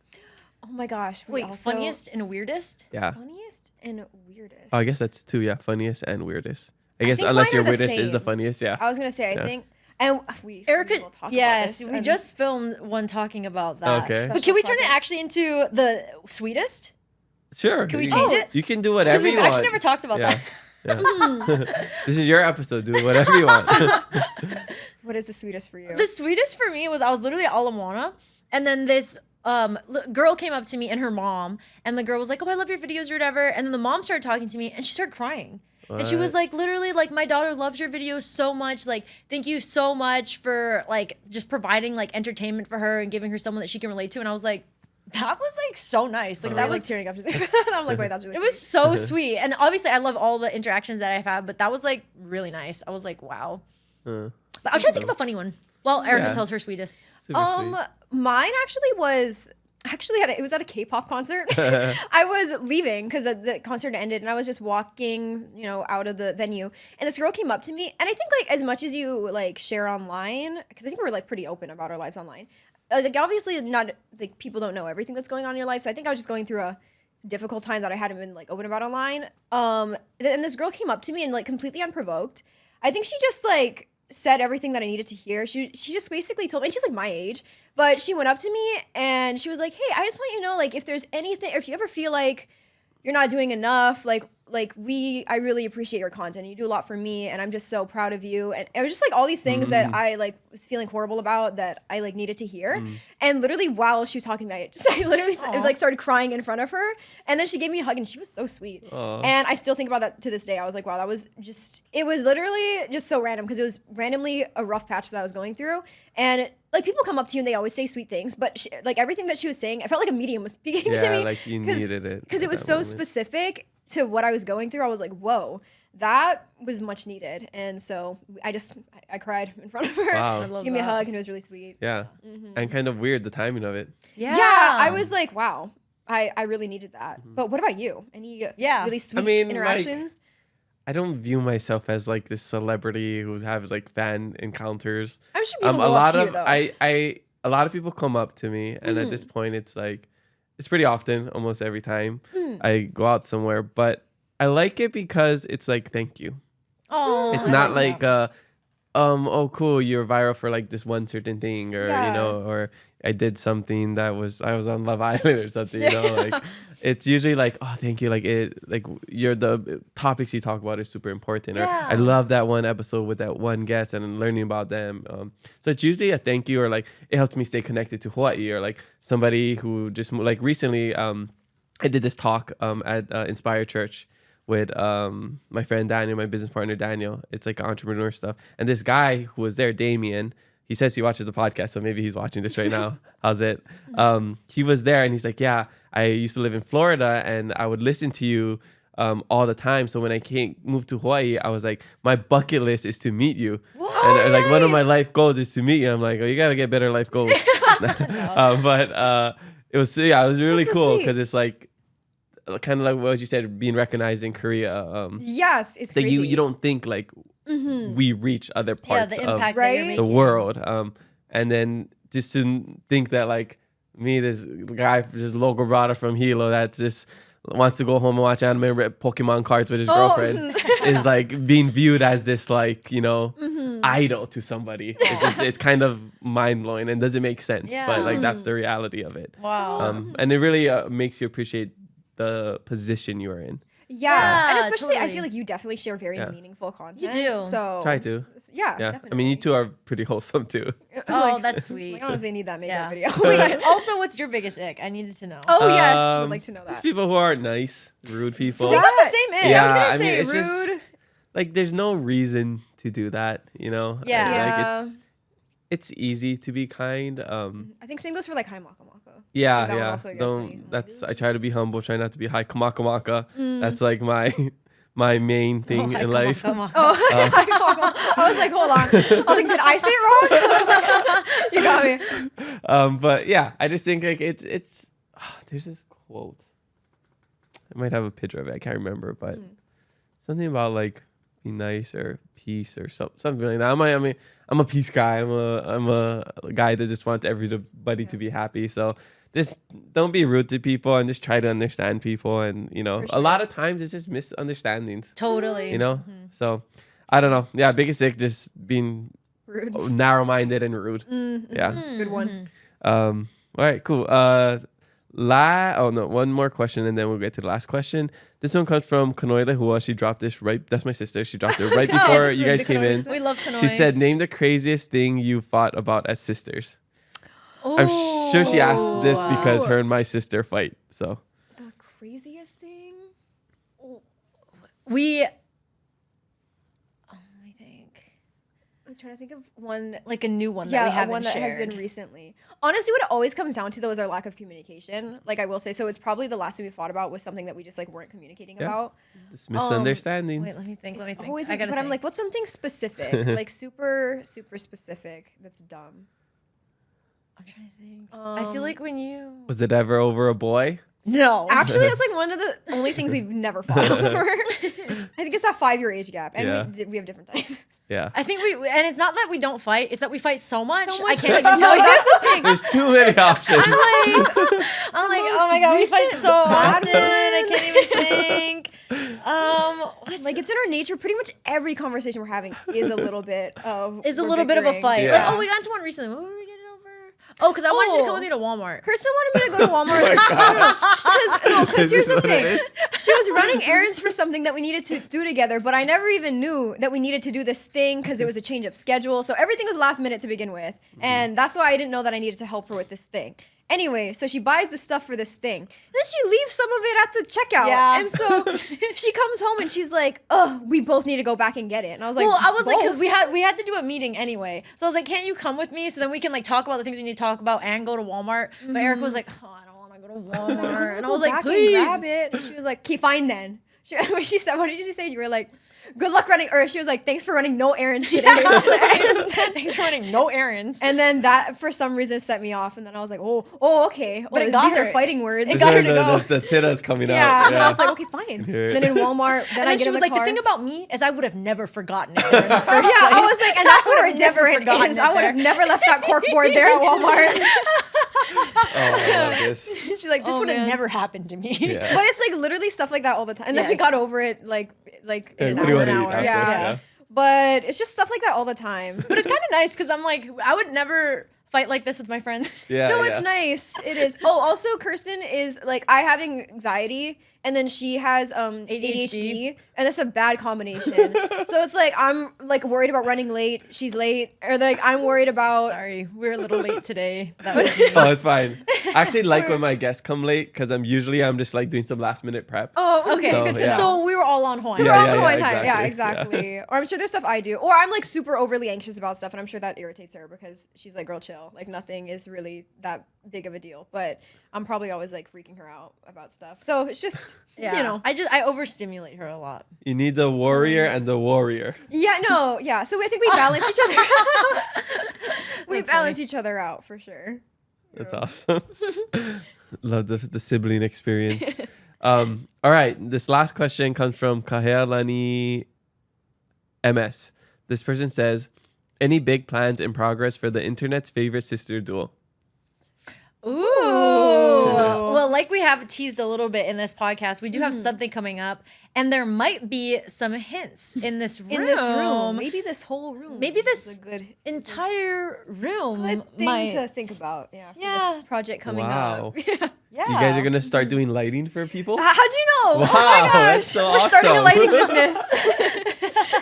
Wow, so cool. Merch. You guys are gonna start a merch business? Oh, maybe that's next. We're really focused on the lighting Yeah. fixtures right Yeah, now. Yeah, but- oh, okay, okay, yeah, excellent. but maybe we'll dabble I in really merch like next. this couch, and I like Yeah, I really like this couch. I like this mic is really Mic. speaking to me. Ooh. Ooh. And I'm It'd be speaking cool to if it. you could speak to other people. Ooh. Hint, hint, nudge, nudge. All right, well, holla everybody for the social media fan questions. Make sure you leave some for our next guest, and maybe a question will make it on the podcast. Is there anything actually that you wanna anything else exciting coming up? Any what was it? Big plans in progress besides this little hint, hint, wink, wink. Honestly, That would be the biggest thing Yeah. that Oh, we're okay. working on. But aside from that, just our TikToks. Yeah. the You know. TikToks. We're trying to post more consistently because we both are like, oh, we should post more. So It's check our hard. page out. We might It's be posting. hard. You edit and post everything on your own? Yeah. Yeah, But, it's just but a little say, TikTok. It's a little, Yeah. a Yeah. little 60-second video. Yeah, we Yeah. do TikTok, we do Instagram, Mm-hmm. Yeah. YouTube. Trying to get it's a back lot into though. YouTube. It's a lot. It really is, Yeah. particularly YouTube. I'm like, man, so much credit to YouTubers because they, especially when they edit on their own, I'm like, wow. Yeah. yeah. They're Do you putting in edit your hours. podcast yourself? They edit the podcast, but you guys are doing I do my good work. daily Pokemon Oh, videos, uh-huh. and just I edit all of those and post. But then I also post like a new clip on the podcast on 4 different channels every single Oh, day. you make those I clips. see. Yeah, I don't make it. Oh, the Pokemon one I do, but like Oh, the okay. podcast Got clip, it. we have our editing I see, but team. you just stay on top of posting But them. posting and stuff. But I finally started letting my little brother do that for me. Oh, nice. So it frees up so much time because it just takes so much to caption, to post, It does. to do all the things, and to weird. upload it to all the different platforms. So Oh. yeah. Side note, sorry, I'm thinking about this because you mentioned anime when you were mentioning your Pokemon. Oh, yeah. I'm like, we're gonna need to talk about that privately. Oh yeah. Oh no, we Something- can talk about it openly. I'm I like, was what actually are you gonna. t- I was what are gonna you ask watching? after you talked about the K-pop stuff. Oh, I forgot I was yeah. gonna ask. Oh, So that's great that you bring it up. We watch everything. Oh, okay, nice. Literally everything. Nice. I know Are you? Ozzy. Do you both watch or just you? It's mostly Erika. Yeah. Me and my brother. Okay. Because he's really into like the old school like Dragon Ball Z. Okay, yeah. but One of my favorite ones. I think I like a lot of the newer Yeah. stuff as well. But Okay. Well, so what is one that you both watch? Is oh, there that we one? both watch Yeah. right now. Us. I Yeah. haven't seen much anime. I've seen what's the one where they're in an orphanage? Oh my gosh, The Promised Neverland. I think Oh, yeah, she I like started that. that one. That one is crazy. Actually, that one she got into though because that one is so wild. Yeah, I like that one. But I'm trying to get her into like Jujutsu Kaisen. Oh, yeah, I'm you trying to gotta get her go into Demon JJK. Slayer, but she I can't. almost Oh, wore a yeah, Demon I've Slayer seen shirt Demon today. Slayer. Oh really? Yeah. That's Yeah. what we're honestly more into. I'm more caught up in Okay. Demon Slayer than Yeah. I am with Jujutsu Yeah. Kaisen. I did but- watch the new Demon Slayer movie with them. She Oh, did. yeah, We gave it's her good. a whole like Spark Notes Yeah. synopsis ahead of time because we were like, girl, It's so if you're gonna good. watch this movie, you gotta catch Yeah. up. But yeah. Okay, real quick, and then we'll move on, so you don't Yeah. have to be just a fly on the wall in this conversation. I'll be a Kirsten. fly on the wall. I'm used to it. Top 5 animes. Top 5 for me? Oh my gosh. Okay, well, now I'm gonna sound really, really basic. I think, recently I've been getting into a lot of like romance animes. So obviously when it comes to the action, like right now for me for sure is like JJK and then Demon Slayer. I watched a lot of Naruto growing up, but that It's not one, in my top 5. Naruto's not in your top 5. I feel like people either choose between Naruto or like Dragon Ball. It's kind of, they teeter-totter between those two. My brother's trying to get me into like more of the fan-made Dragon Ball Z stuff. Anyway, that's like a whole other thing, I don't know but that's besides the point. But I did just finish this romance anime for like this is for the girls. I'm like, Kami-sama Kiss was so good. If anybody wants to watch Kami-sama Kiss, and then I did just watch this other. It's kind of like a romance anime, but it was also a little bit sad. But it's called Orange, and that one's also good. But there's just so much anime to get into. Yeah, it's too much now. We can't keep up with everything. I've been told that I need to start Bleach. Oh yeah, And, like, Bleach is that one of one the OGs. Yeah. My friend just did a collab with Bleach. Oh, really? wow. And same with One Piece. Like everybody loves One Piece, but I'm like, that's just such a commitment. There's so many episodes. We finally started it a couple months ago, but we're still so far behind. We're maybe like 60 episodes in. That's you got like I a know. few hundred more to go. Yeah. But I love. I think my top 5 is like AOT, Attack on Titan, Oh, see, Jujutsu Kaisen, Demon Slayer, Hunter x Hunter. I mean, pretty common ones. My Hero Academia. Oh, I love My Hero. And then honorable mentions like Delicious in Dungeon. You ever watch that? No, I haven't even it's heard so of that good. one. It's on Netflix. Oh, okay, Delicious got in it. Dungeon. It's about like okay. they like cook things in the dungeon to eat, but then it's like going on an adventure and like fighting people.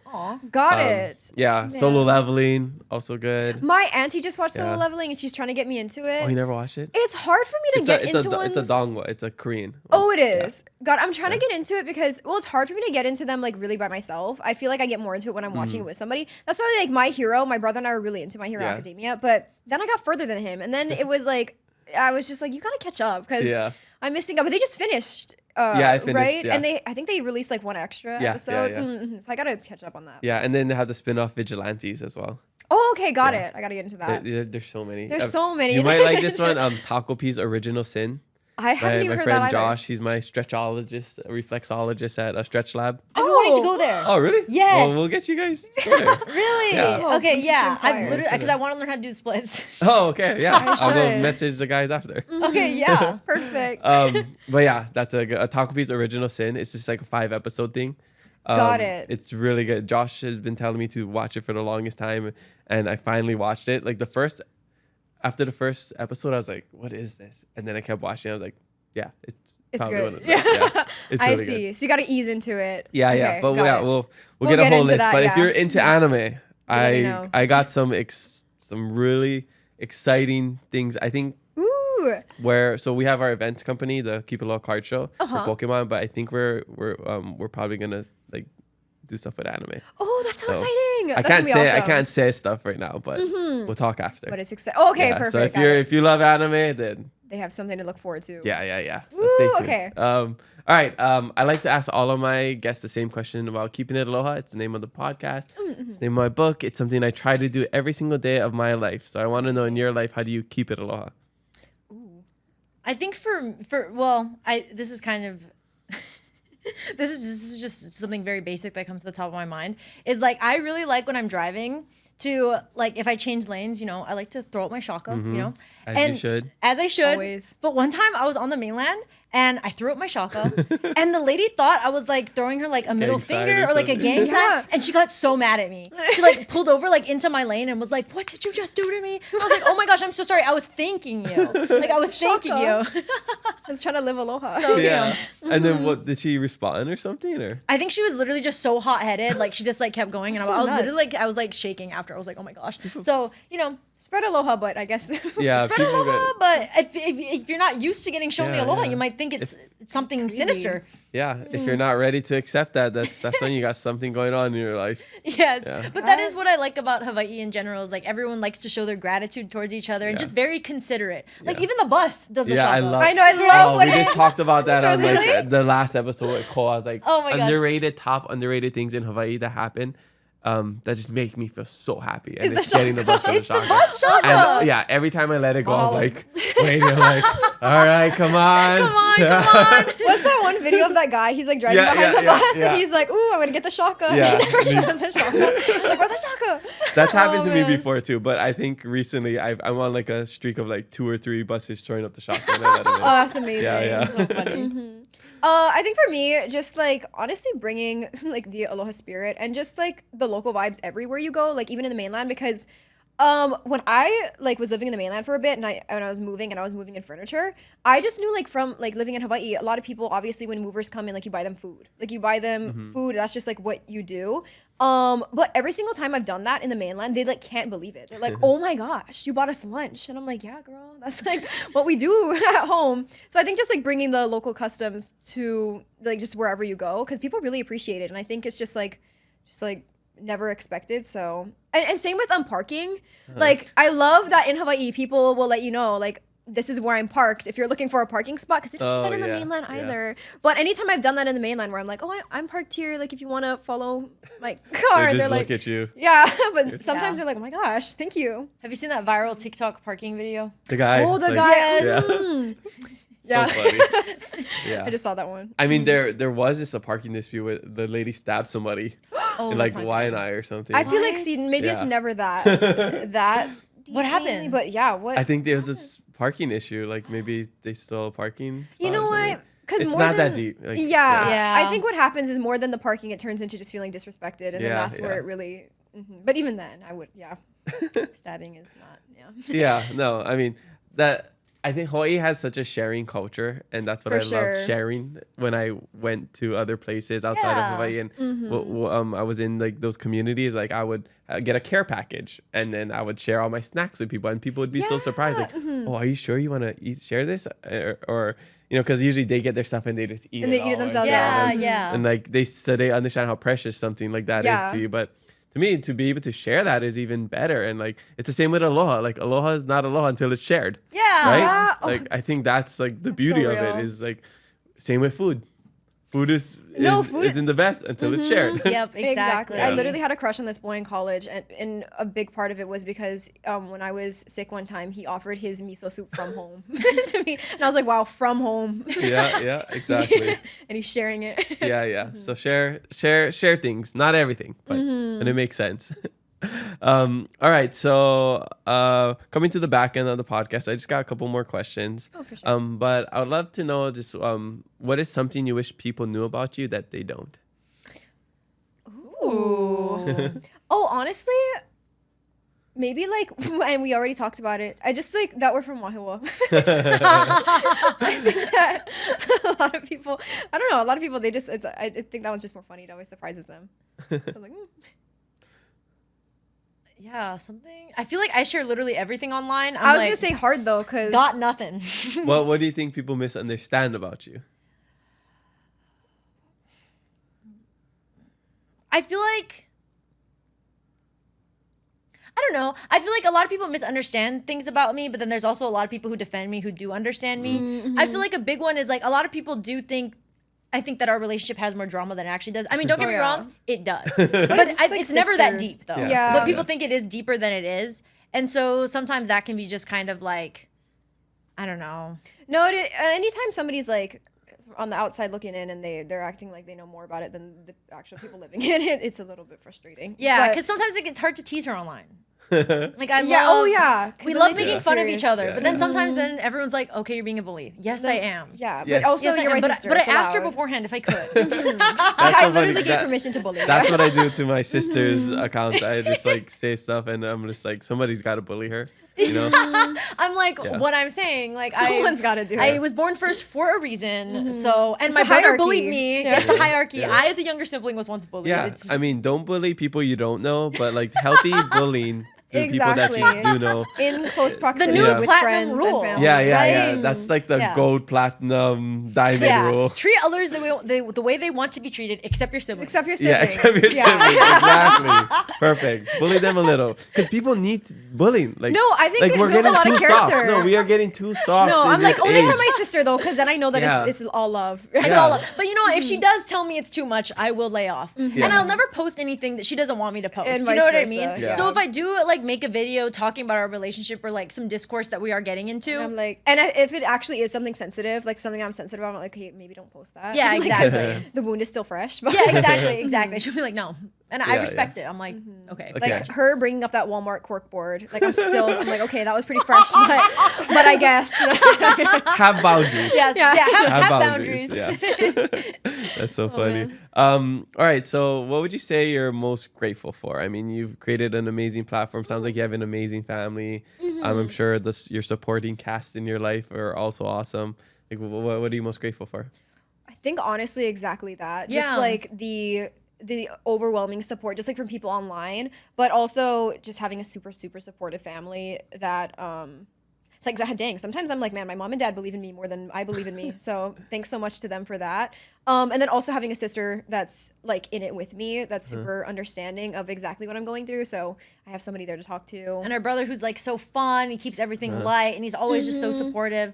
So I feel Bouncing like ideas with him too. yeah, our parents just being really charismatic, friendly people, I feel like has really shaped us into who we are, and I'm just so grateful for them for just always being so positive. You know, because sometimes I can get really negative, but those two are the most positive people in the room, and I really appreciate that about them. Yeah. Also, just like being close siblings in general, because we're also really close with our brother. And I didn't even know that, like, just because we always grew up really close, and I don't know what our parents did to like make us like that, but I hadn't realized that other people just really aren't as close to their siblings, which it's just Totally. a different dynamic as Yeah. well. It's not, there's no normal way for it to be, but I'm just so grateful that I have siblings that I can really rely on and talk to. Yeah, I love that. I mean, it's true. It's something that we don't realize as well. Like, our family's close. We don't really have much family drama. Like, we're close with our siblings. I have a stepsister. I have half siblings. Kanoe is my half sister. But we don't look at each other any other way, differently. And I forget that that's not the norm. Yeah, Like, yeah. being For some close people with it's different. your step parent and having good step parents, that's not the norm all the time, you know? So, yeah, very, very grateful. I think we Definitely. probably, maybe it's a Japanese, Korean kind of thing. I know. Yeah. We are. No. Yeah, we it's a unite. really local thing too, Yeah. I feel like, because in Hawaii, people like to come back to Hawaii and, you know, you just naturally see your family when you're living close to them. So Yeah. I think that's what's really cool. And then obviously too for our community who supports us. For sure. Yeah. Yeah. Awesome. So, do you two have a life hack that you can share with us? Erica has a good one Ooh. that she actually created, and I use it all the time. I actually know what she's talking about. Oh my gosh, yeah, this was like super random though. You ever like been ripping a tag off of like clothes that you just I like literally got? just did that. But this you ever morning. have it where it's like that rope, or it's like it's a harder thing to break through? Literally this morning. So I told Kirsten this one time because she was like, "Can you take this tag off for me?" And she was pulling the rope thing like with her hand, Yeah, and I was like, that's- "Girl, your hand probably hurts so bad." So I tell her, pull the paper tag off first and then fold it like 2 or 3 times so that it gets really stiff, and then use the paper like in your hand Like to pull it through the but hole. to pull the string, like use the paper to pull So you the have string. like a little grip thing, or So it's a little grip. It doesn't Yeah. hurt your hand. And then also paper, like when you fold it, it gets really tough and strong. So it breaks the rope every single Yeah, time. yeah. And then you don't have to hurt your hand. It's I like kind super of like random. hurting my hand though. It's kind of like the Oh, the experience. reward. Yeah, because it's like, Oh. and then it's like it's getting in there, and it's kind of sore, and it's like maybe I should stop, and then you just go back one more time, and you do it, and you're like, And then you know, maybe. yeah. Oh, I hadn't thought about I'm that. gonna hook you up with a good therapist. Yeah. See, I learned that from Goku and Dragon Ball Z, because they go into the challenge, right? You know, if they It's can't do it, they just keep rewarding. leveling up. They're like, ah. He goes Super Saiyan. Yeah, You're and like, Dragon "I'm Ball leveling is up." basically just them yelling. Yeah. You That's know, really funny. Well, for all my ladies with our sensitive hands out there, make Anybody sure, not yeah. Kamaka? Yeah, for all of those, unlike Kamaka, maybe just rip that tag off, fold it a few times, and then pull out that string. Yeah. I'll so share funny. that with my girlfriend if I'm not there. Yeah, good to know. If I'm there, I want to pull Oh it yeah. off. Yeah. You better not. That's like cheating. Like you ripped it without me. It's like how girls like to pop their boyfriend's pimple. He's like, you ripped the tag off without me. Oh, I so recently saw these funny videos about like what cheating looks like in a healthy relationship. And it's like somebody walks in and they're watching TV and it has a credit and they're like, I did something bad. I'm so sorry. They're like, what? They look at the screen and they're like, how many episodes? Oh, you actually. Yeah, how many? And they're like, three episodes, seasons. That's us with Love Island right now. Yeah. She's like, you saw the new one already? I'm like, yeah. That's so funny. Yeah, so real though. All right. What is? Oh, sorry. I forgot to do Oh, yeah, your what life is your hack. life hack? That life hack was so good. I forgot about It was everything so else. good. It is a good one though. It is good. And thank she you for sharing created it. Yeah, that's For good. sure someone is doing Yeah, it. patent pending. Don't Patent steal it. pending, Yeah. yeah.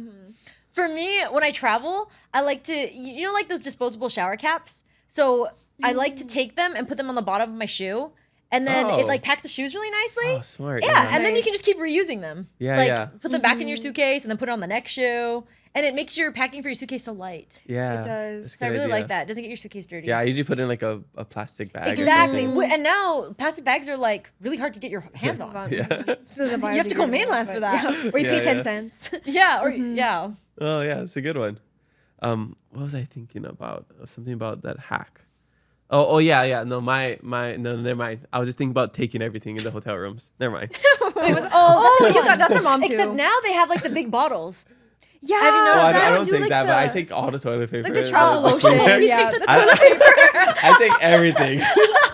We literally went to Wahiawa and my family this past weekend, and dude, we just went to Costco. We're loaded on toilet paper. That's and- crazy. That's But so I was funny. like, Charmin, I'm not leaving this here. Like this is Well, this you is know what we though? paid for. Whoa, I I've didn't know never Waikoloa been had to a hotel with Charmin. Charmin. I Yeah, might steal Charmin. it I would too. take Waikoloa's Yeah. toilet paper too. Yeah.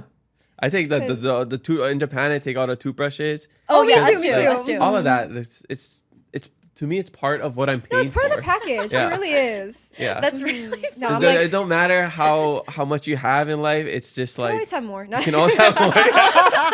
Exactly. Uh-huh. But yes, that's I don't know if that's a Hawaii thing but I think I feel maybe like it is. Yeah, definitely. Because I'm like, there's that, and then I'm like, people from Hawaii also love to wait in lines for things. Oh, Like, that's the most tender part about Hawaii. it's so for me. sweet, Yeah. and we also Yeah. love organization in that way. Because like in the mainland, I feel like it's not like when things are released, people don't wait in line the way that they do in Hawaii, like camping out with chairs. well, now they have to, and they have to make it more organized because with Pokemon, it's so big that Oh, same they have to thing. limit stuff, and people wait overnight almost every single day for these drops.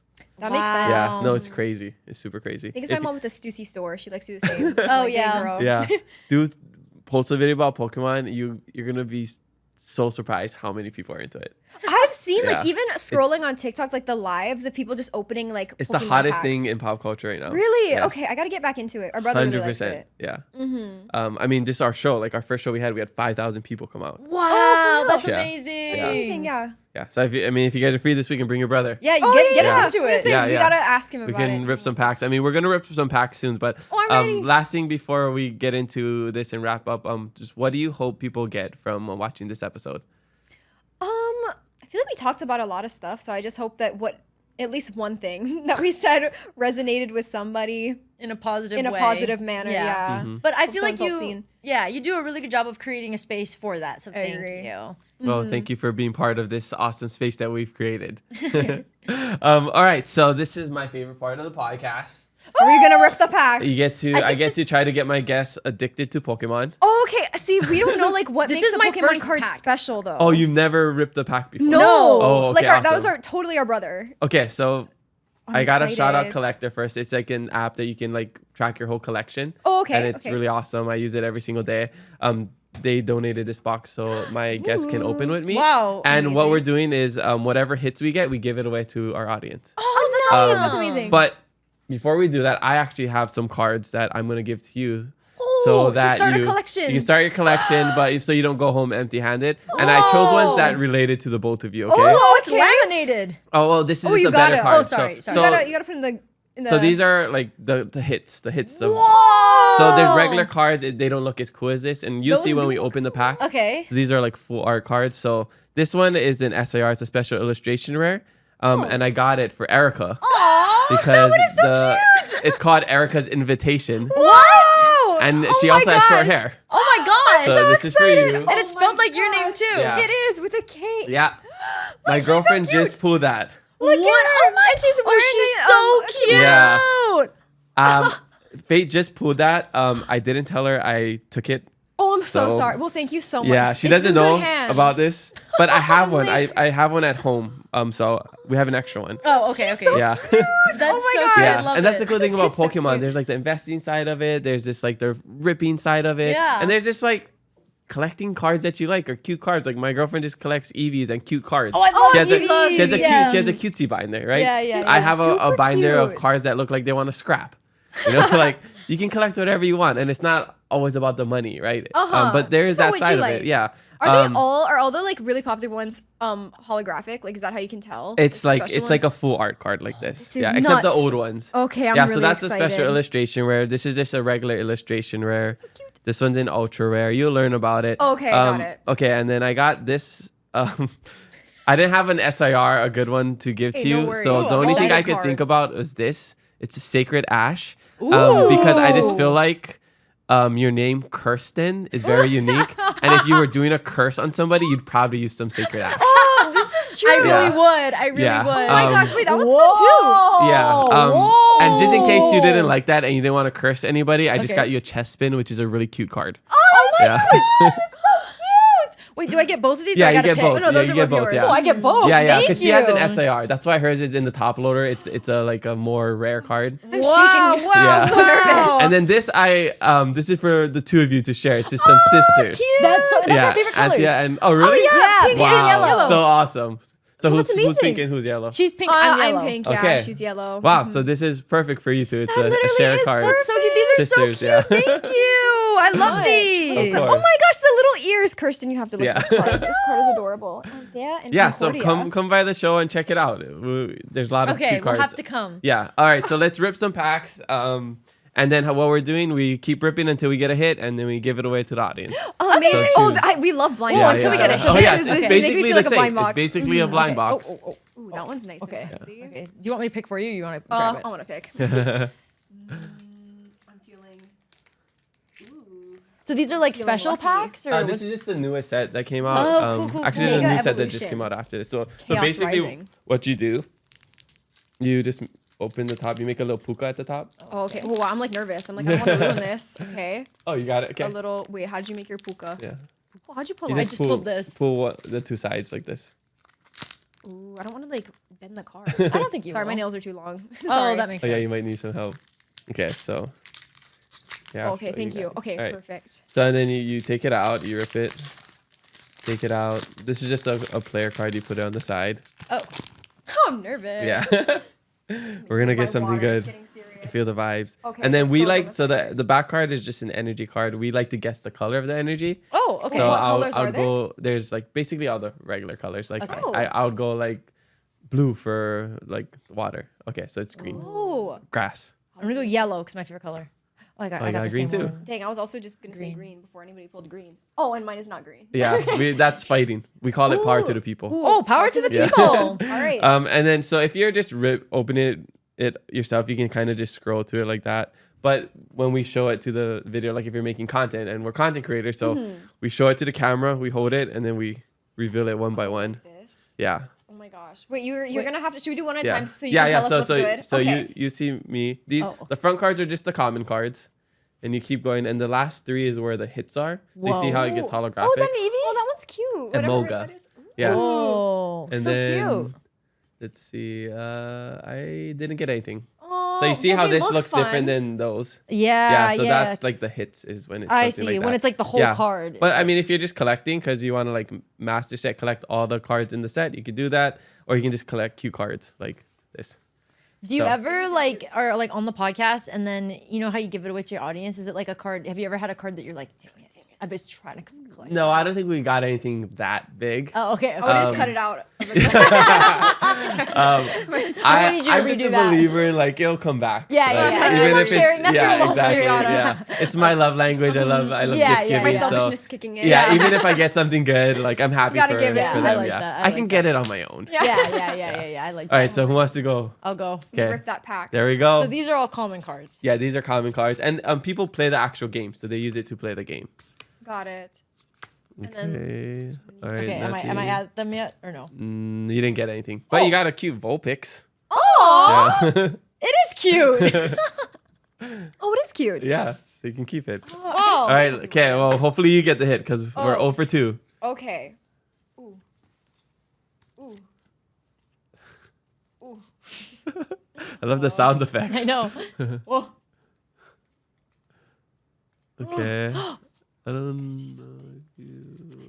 Oh no, I already see. You didn't get Oh, anything. she didn't get anything. We all got cooked. We all got cooked. Oh, Oh no. no. Sorry, Yeah. guys. All right. luck So today. so what we're doing is we got to keep ripping the pack Oh, until until we get we a get hit something. because we need Oh. to give it away. Okay, Okay, good, okay, because I was okay, feeling okay. pretty We on got top of this. it. Okay. Exactly. Okay. It's like when you don't get what you want in the lunch box. Exactly. Oh, thank you. Sorry, Yeah, I I'm saw gonna you. need You ripped the blind box in Japan. Oh, Oh Yeah. yeah. That's why I love like. Sorry, can you open mine again? Oh, yeah. Like Japan and Korea. I'll let you. Yeah. I feel like in Hawaii it's so hard. Like even when I was living in California, same thing was so hard to find like popular blind boxes. But in Korea, I don't know if it's like not as popular, but we found like everything that we ever needed. Yeah. While we were there. Even when we went to Japan, even at the airport, like they had Same like the thing. little Sunny Angel ones. Oh, Or cute. hippers, whatever it's called. It was Love so a much hipper. cheaper.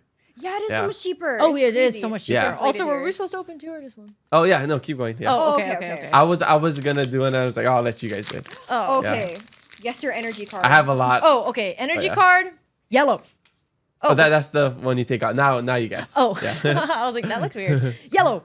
Oh! Yes, I got the We yellow always card. believe if you guess the energy correct, there's a hit Then in you there. get hit. Oh, Really? okay. Almost Okay. every time, Okay. yeah. Okay. I'm gonna guess mine blue. Yeah. What color is Darkness. this? Oh, it's a darkness. shade of blue. It's a shade Yeah, it of blue. counts. 2 hits. Yeah. All right, Okay. go for it.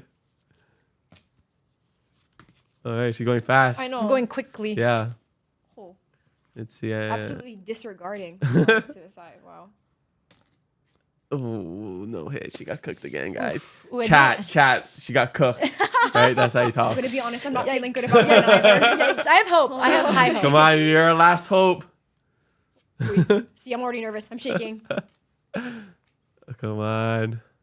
Please. Let's get something good. Pokemon Oh my Go. gosh, Oh we're getting no! cooked Oh here. no! We're getting so cooked. Did we not get anything Come on, again? It's your turn, it's your turn, it's your turn. I'll carry the team. Ooh, these are shiny though. Yeah, but you can keep whatever ones you want. Well, you don't give Yeah. away these ones. You only give No, away just the hits. Okay, Okay, no yeah. one wants them. Usually, you just bulk it. Red. You gotta be the one. Oh, silver, steel. Ooh. Okay, let's get something good, guys. You're a pro at even. Yeah, look at this. Boom, Oh yeah. boom, boom, boom. You know exactly how to. Oh. Oh, that's a good one. What is it? It's a Us yelling and we're frogadier. like, Yeah, this is a good one. It's like a maybe $10, $15 card. But yeah, it's a nice one. It's a very beautiful one. that one is Frogadier. nice. Gorgeous. It looks Yeah. holographic, and that's why. Yeah. So it's exciting when you get something Yeah. good, right? I feel the dopamine. Yeah, gonna say, I felt exactly. it rush. Dopamine Yeah, maxing. it's rushing. I was opening packs at Vegas on the slot machine. Dopamine maxing to the fullest. You're like Yeah. gambling? No. Pokemon Yeah. cards? Yes. So somebody, if they're watching this, actually, I almost forgot. Every week we do a giveaway, and this week we're doing a giveaway at the Honolulu Night Market. The night market's happening July 18th at our Kakako. And so we're doing a giveaway with them. I can throw this into that giveaway, but I asked my guests for a secret word or phrase to give to the audience so that they can get an extra 10 entries. So if you can think of a word or phrase to share with the audience. Oh.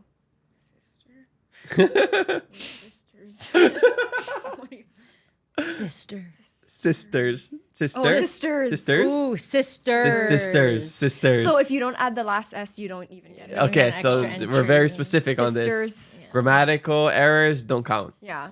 Yeah. If you get the 404 error or something, then A it's wrong. 404 system Then error. Yeah. And yeah, It's wrong. It's wrong. So And you don't get the extra bonus entries and you don't get a chance to win this.